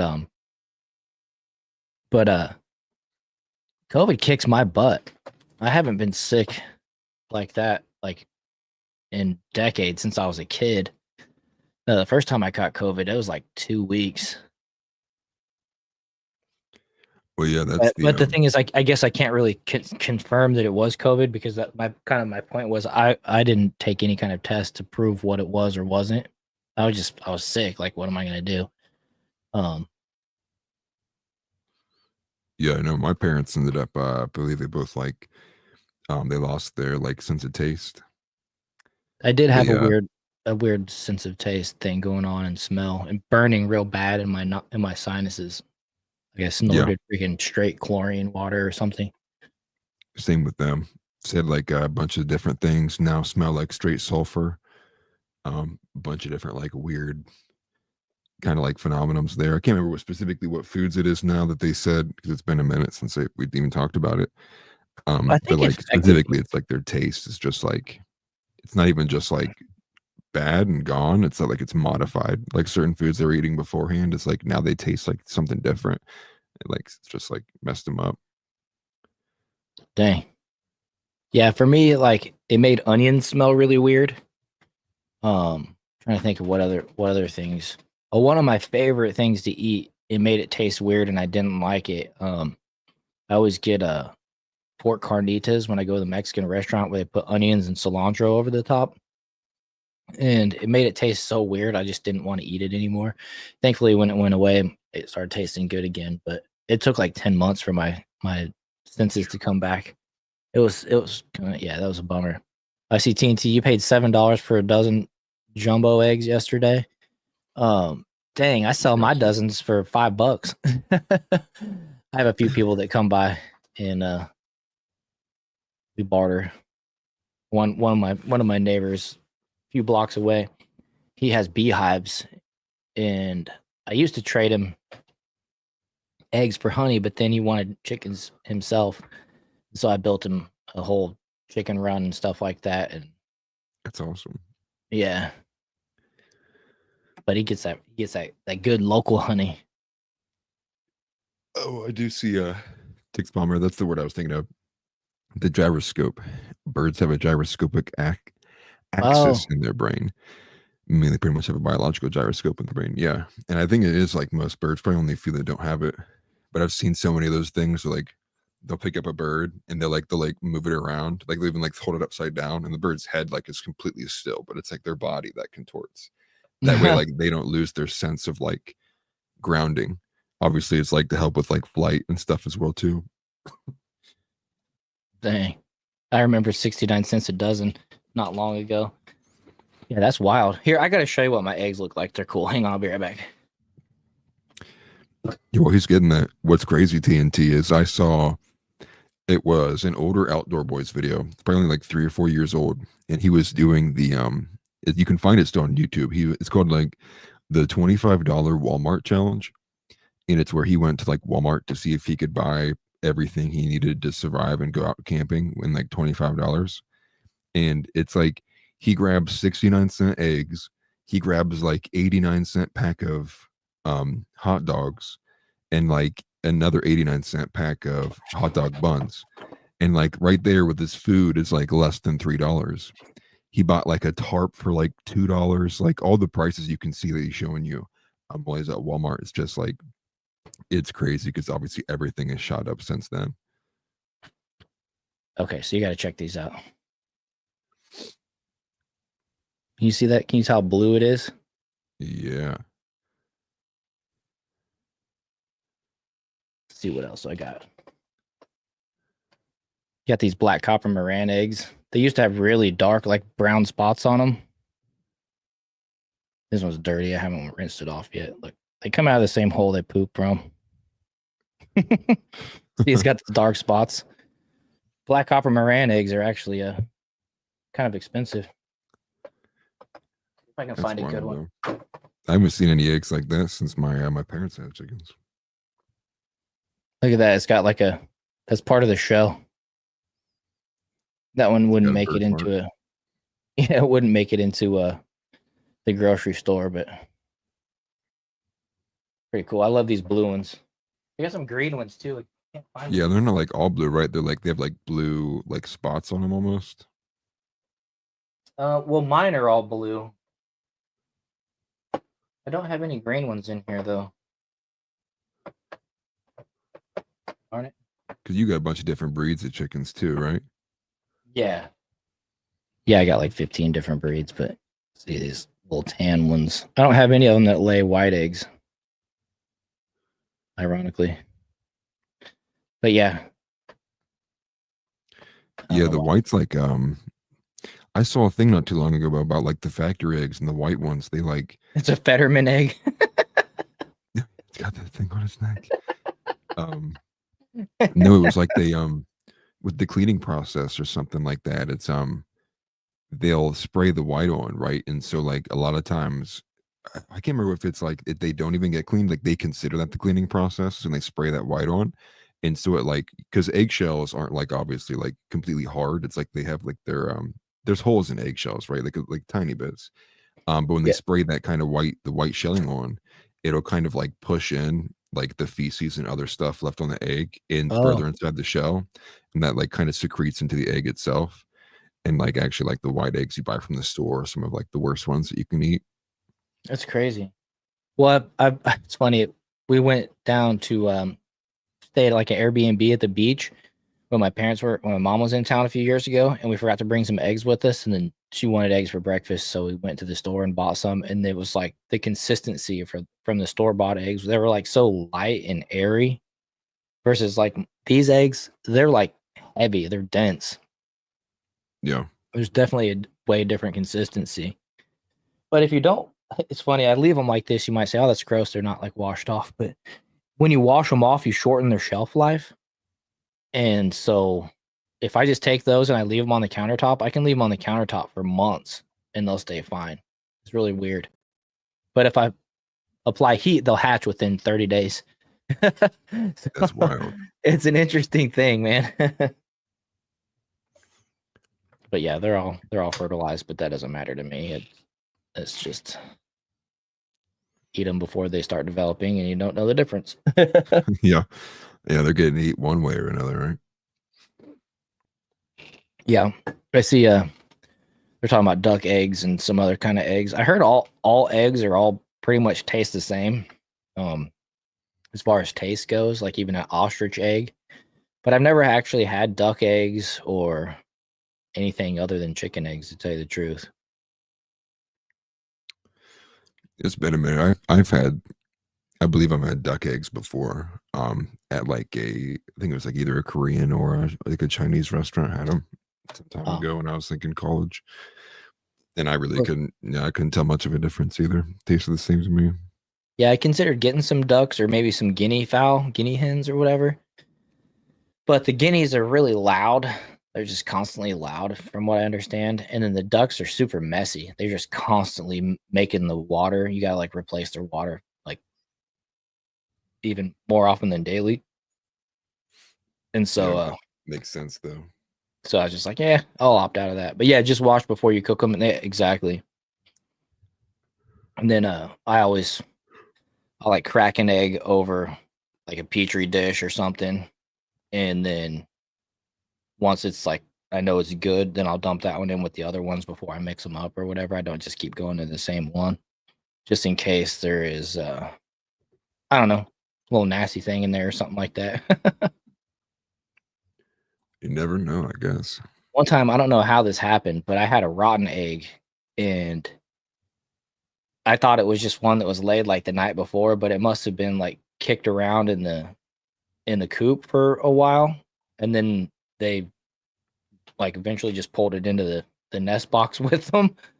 And yeah, that was gross. That was like one of the learning lessons whenever it's like, okay, not only did I just crack that in the kitchen, I dumped it straight into like 6 other eggs. It just all went to waste.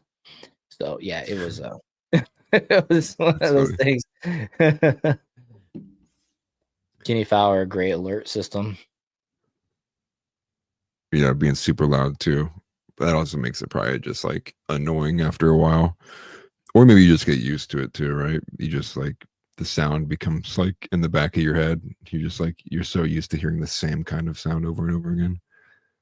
Yeah. You usually just gave the poopy ones to the dog. Oh, that's funny because if they're too messed up, like if they bust an egg in the nest box and it gets all over the ones around it, I'll do the same thing. I'll crack it and just throw it on the ground. The chickens will eat it or the dogs will eat it. Sounds weird, feeding eggs to chickens. It is what it is. They rely on a heavy protein diet to lay as often as they do.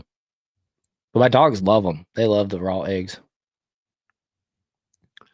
What they want to say too, I should have told you for the show, I have to get off at like 8 almost exactly. So I just wanted to cover that tempo thing real quick.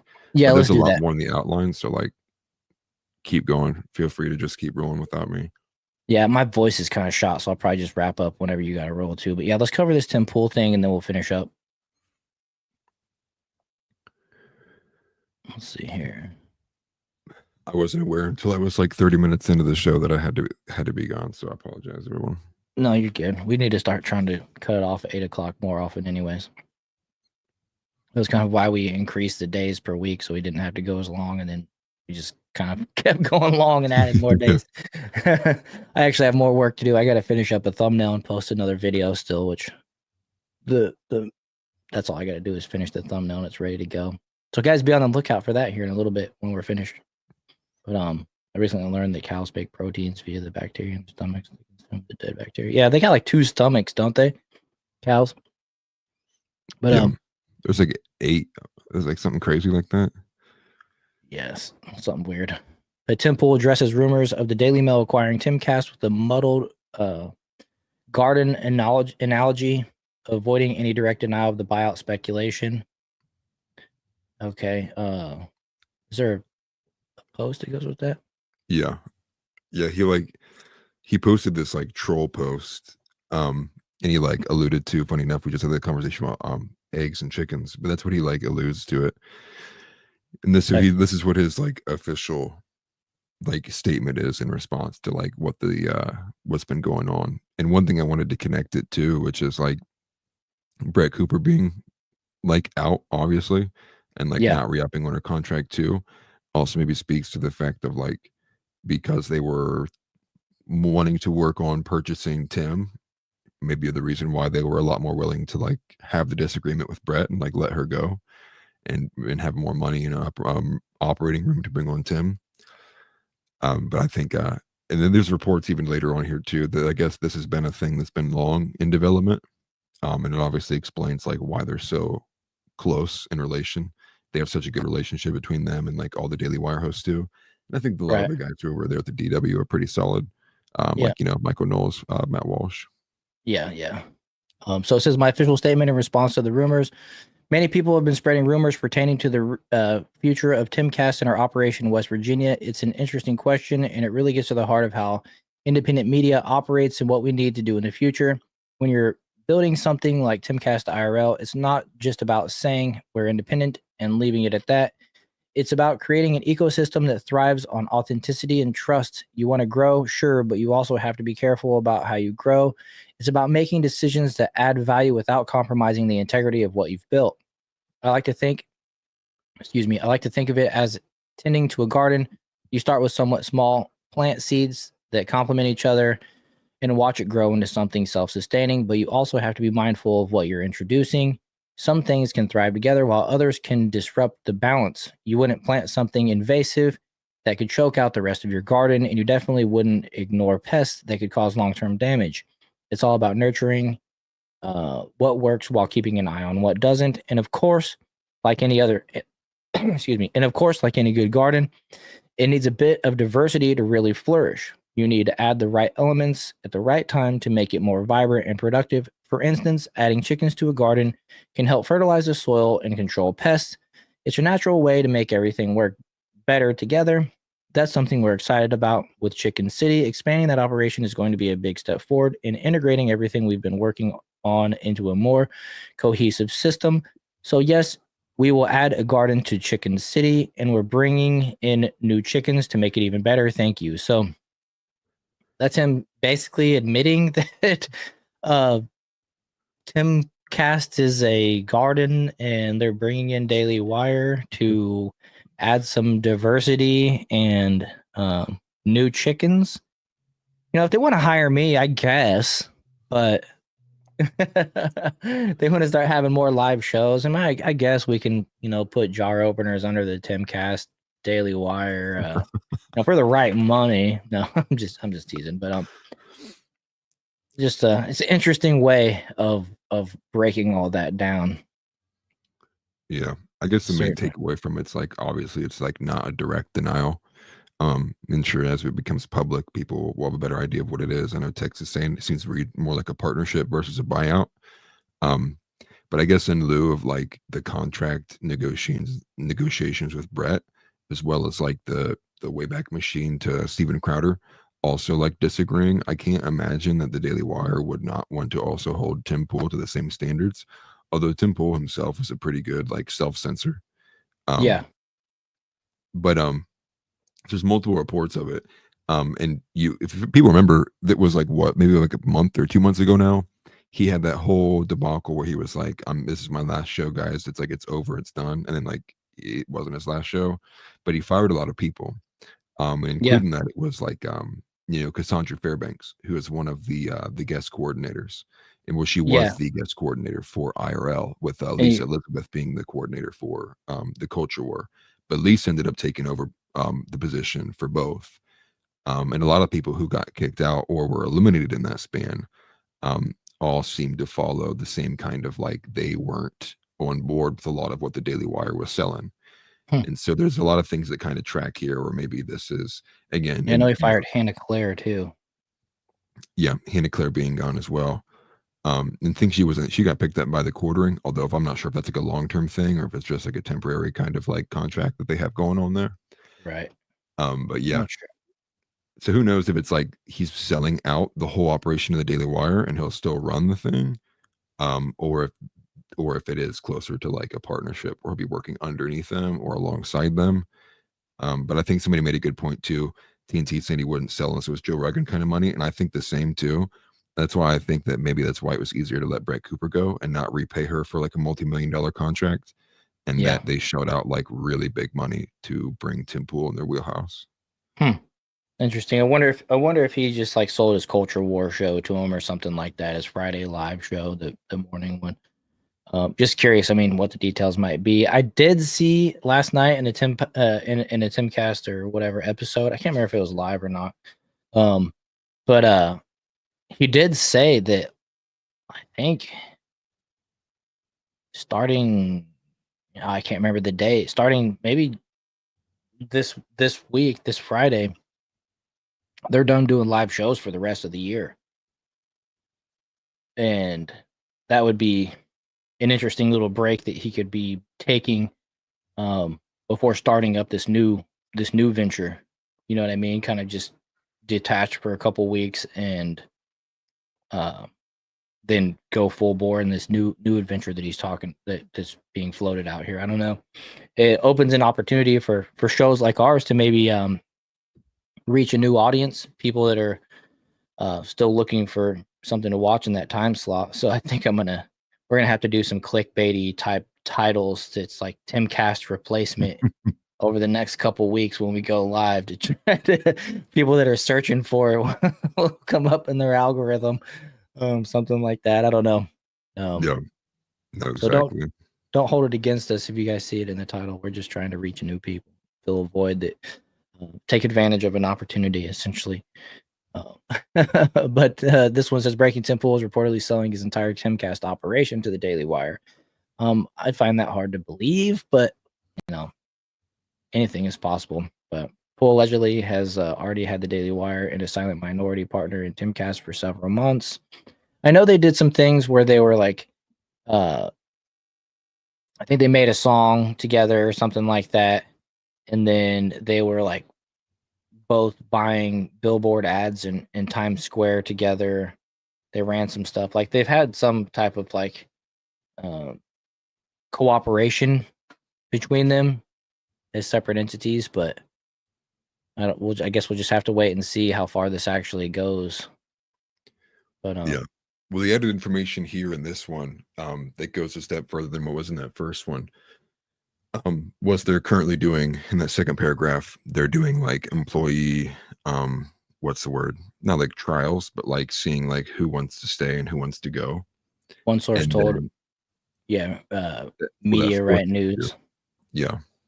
That, that a Daily Wire employee has been questioning TimCast employees to determine whether they will be terminated, while a second said it is unclear which employees will retain their positions. Sources spoke to condition of anonymity due to concern that legal reprisals.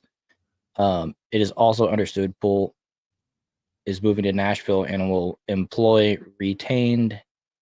And any employee retained will need to relocate after many were required to move to West Virginia to begin employment. Poole recently commented on the Daily Wire split with Brett Cooper without disclosing his deal with the Daily Wire. It all just seems obvious, like obvious contract stuff to me. Poole of the decision of Daily Wire and Cooper to part ways. I assume Brett wanted more money and Daily Wire didn't want to pay any more. Which he broke that down yesterday, and he gave an excellent explanation of how the algorithm works. So I gotta use that to my advantage. The more information you know about the algorithms on YouTube, the better opportunities we have. But it's interesting. Apparently, when the channel is brand new, the algorithm gives you a boost. And then he was actually saying that she's got this whole big like wave of new subs, but she's not putting out any content. And when people subscribe like that, but then they don't, like, I think you said you need like a 7% or 8% of your subs to click on your videos for them to be like viable. And if you don't get that, then your videos just go into the trash essentially for the algorithm. And so her big bad for the channel. And so her big like influx of subscribers for people just trying to support her, subscribing to the channel but aren't going to watch her videos, could actually kill her videos, which is wild. But yeah, the quartering even said that she needs to release like a 7-minute video. Like it can literally be anything. Just say, "Hi, I'm Brett Cooper." Right. Something along those lines to make sure it doesn't hurt her in the long run. Right. Which is funny because that makes me wonder, because a big portion of my subscribers came when I was posting short videos of my chickens. I think I got like 10,000 subscribers off of one little chicken video. It ended up going for like 4 million or some million little views, but it was a short. And I learned to quit making homesteading type content on this channel because I was sending mixed signals to the algorithm. And so now I think I can't help but wonder if those subs that I have from that, those people aren't clicking on my videos, and it's actually hurting me in the long run. No, good possibility. Yeah. And I did want to say, TNT says anonymous sources. Yeah, I think, take everything here with a grain of salt. Who knows how much of it's true. I think it kind of leans true if you were to combine the element of Tim Pool kind of like not outright denying it or calling people dumb for believing it, but maybe it's another, Tim Pool kind of troll. Yeah. And then you have, everybody knows how the Daily Wire plays when it comes to legal games and like how they'll take you to like private arbitrary courts for specific things. That's where Brett Cooper was taken. Actually, she was taken to a private court on arbitration. Not many people even know that. I didn't. Yeah, so like you combine those elements, it's like it still kind of leans true. I'm sure we'll see more. Laura Loomer believes it to be a bit true. I didn't include anything of her here as well. She was repeatedly tagging Ben Shapiro and Tim Pool and the rest to get an answer because she wanted to get the scoop on the story. Obviously, it's what she does. But who knows? And I guess I would just say I'm not surprised at all. I kind of seen this coming, the way that they've kind of oriented some of their political positionings here recently. I think maybe one of the biggest things, though, if you wanted to take it back and take the Daily Wire out of it, would be the fact that with Tim Pool, he comes off as this whole kind of shtick, being like, I'm this rebellious skater guy. I just want to fix the culture war and rebel against the system. It's kind of like his thing. Like I went on the ground to report, and then you end up selling out completely. If it's true, selling out completely to one of the top industry corporations in the entire industry. I think he's kind of changed from where he was to who he is now. And I think a lot of his early fans kind of get that too. I think when you follow up with the multiple instances that he's had with his own fans, and I don't really know any other kind of creators who have that many kind of obvious drama issues and scandals with their own fan base, and losing big waves of followers. Obviously happens to the left a lot too because they lie. But for him, it's kind of like a whole speaking out of one side of your mouth but then doing the other and a lot of different issues. I know when it pertained to Donnybrook was somebody who sent me this weird thing about a skating video, and then he was making videos responding to some random YouTuber who makes skate videos, and they're arguing about Tim Pool buying that one skate park, and it turned out Tim Pool kind of had some nefarious actions there. Then you take it to like the Eliza Blue story and Shane Cashman and how close they were. Then you go even back to like Adam Krigler. And Adam Krigler blew up after he left Tim Pool. Because Adam got a really bad rap. Tim like lied on him on a few different portions. Tim eventually kind of got to the point where he won't even say his name on the show anymore. He won't even like literally mention him at all. Because there was like bad blood there too. Because I think Adam Krigler like blew the whistle on the fact that like him and Lydia had some kind of relationship going on that like would creep Adam out. Yeah. And as soon as he like brought light to it, it was like over at that point. Adam Krigler is a good follow. If you don't follow him already, you should follow him on X. I don't know if that's like his biggest platform or not now. But there's been numerous instances with this guy that have been like very like in the open and then like kind of like fall silent too. I'm somebody who's kind of like slowly had my trust in him eroded, but I do appreciate his platform for bringing on like big time people all the time. Yeah. And I think that's part of it too. Like you don't want to find yourself like listening to something that you agree with entirely, because then you end up never hearing like the opposite side. And so when you do end up hearing like you hear someone who you disagree with, it makes it easier to understand like what your argument would be as you listen to an opposing one, because you're kind of like thinking of rebuttals like as you're like listening through it too. Adam was the swatter. I don't know if he really was, to be honest with you, but you never know. I did hear in Tim Pool, he just talked about it, and I think that same video with Brett Cooper, where he's talking about the algorithm, he mentioned about non-disclosures, and he said that he's sat in front of judges talking about, I had an NDA with this person, and he's like, I don't care. You can't limit people's free speech, and basically just threw it out or whatever. So I immediately went to, I bet that was Adam Krigler. I bet that was that whole Adam thing, because I know Tim wanted him to sign an NDA, and that was kind of one of the last straws when it came to, I think Tim wanted him to take less money, and he wanted him to sign an NDA, and Adam was kind of like, nope, not doing it. So it made me wonder. But the thing is, when you get to Tim Pool's size, and I feel like everybody's trying to get their piece out of you. You know what I mean? So I don't know. I'm sure there's definitely an element of that too. I appreciate what he's done and what he's trying to do, and it's kind of disappointing to see that he's going to sell out if he does. Not really sell out, but just buy into the bigger mass corporate thing. I mean, we even see he even explained how it's like negative, and how like it was to Milo's point. He said he went and said that like, I think he used Candace as an example, and said that her followers, and he said a lot of the Daily Wire's followers, and I don't think this actually pertains to Candace, but this is what Milo said. They're not organic, they're bought. They come with kind of like the piece of the pie that the Daily Wire has built. So they're not like true like subscribers, they're not true like organically earned like what you and I would have to do. And Tim Pool has actually organically earned every subscriber that he's had, or that he has.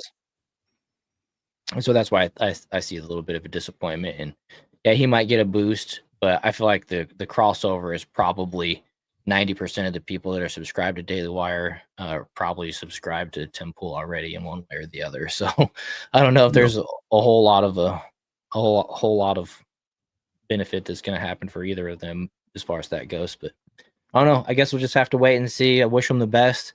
I mean, like them or not, they are doing good things in the space for the non-Democrat side of society. So at least give them a little bit of credit there, and just wait and see. But for me, I didn't really watch Brett Cooper. I don't really watch Candace, and so I don't know. It's one of those anti-women over here.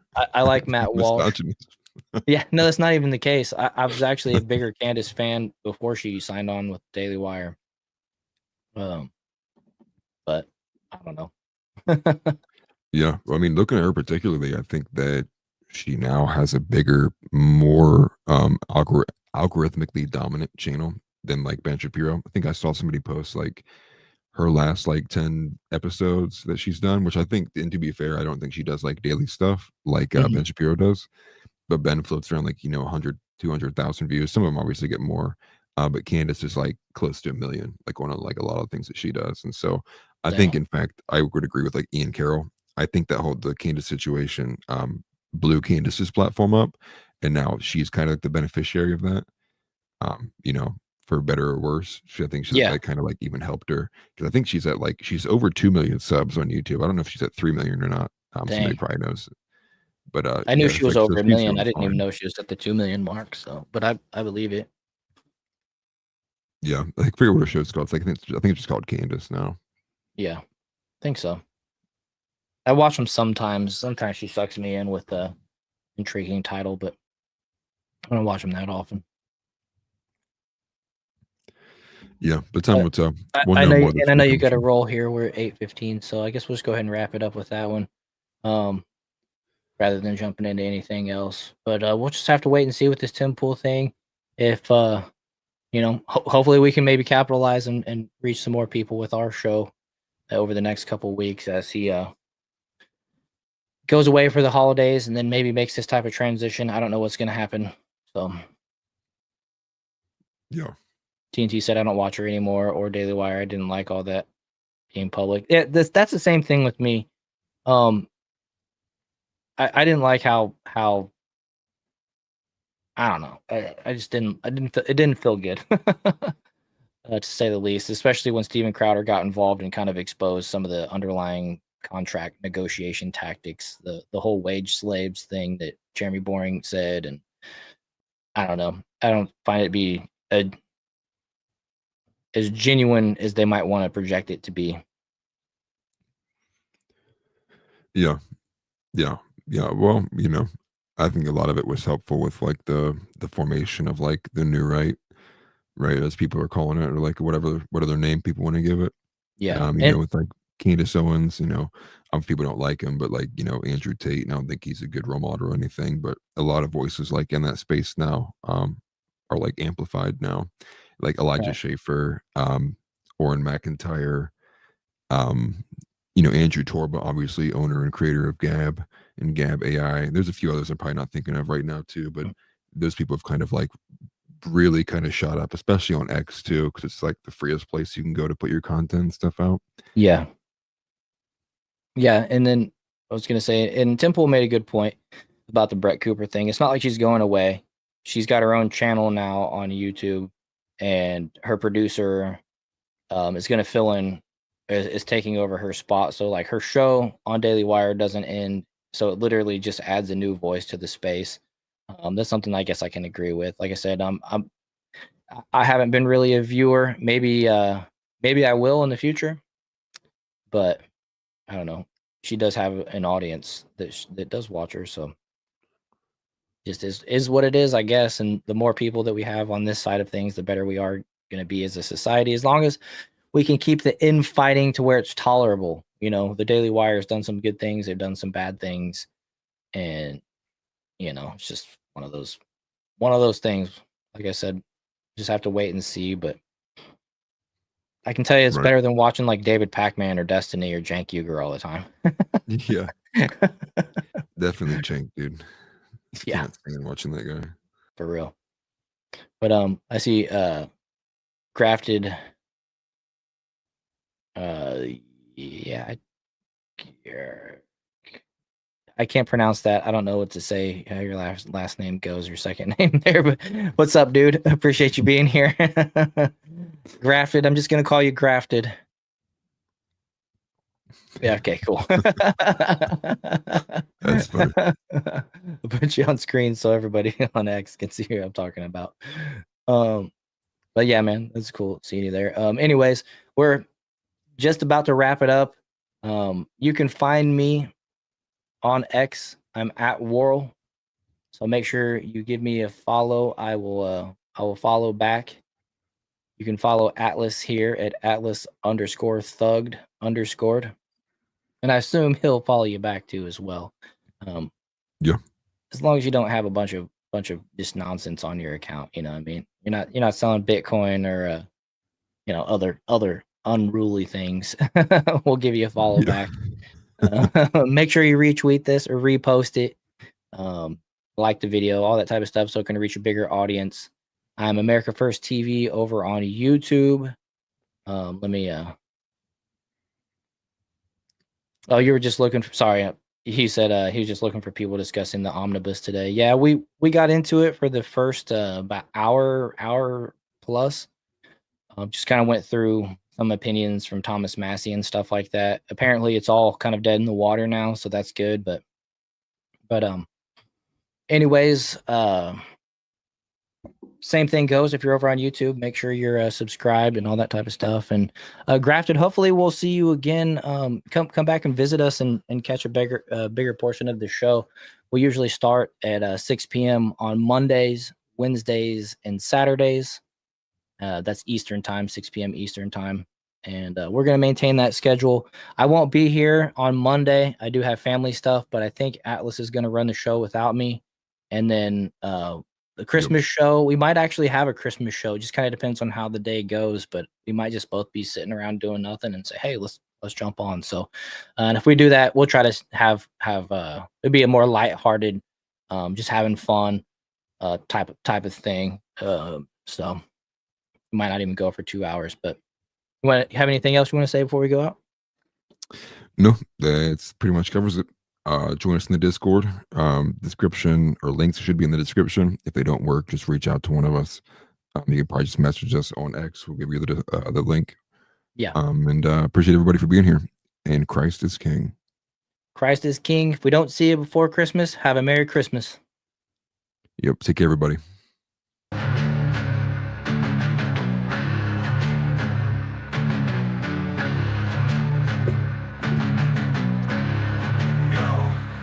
Let's roll and Atlas Dog. We here to bring the truth. Jar open this podcast. We breaking through the fake news. They try to silence us, but we will be subdued.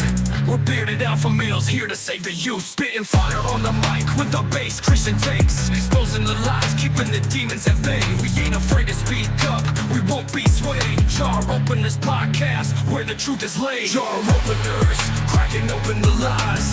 We're rolling Atlas Dog. We're here to rise.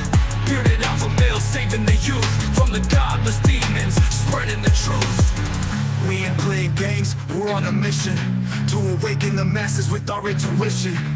Pulling out the corruption with no inhibition. Jar open this podcast, sparking a revolution. We're not afraid to stand tall in a world full of deceit. We're the voice of reason, bringing light to the street. Keeping it real, never missing a beat. Jar open this podcast where the truth meets the heat. Jar openers, cracking open the lies. We're rolling Atlas Dog, we're here to rise. Bearded alpha males saving the youth from the godless demons, spreading the truth. Jar open this podcast where the truth will never cease. Join us on the journey to bring back peace. We're rolling Atlas Dog, fearless in our release. Jar open this podcast where the lies will decrease.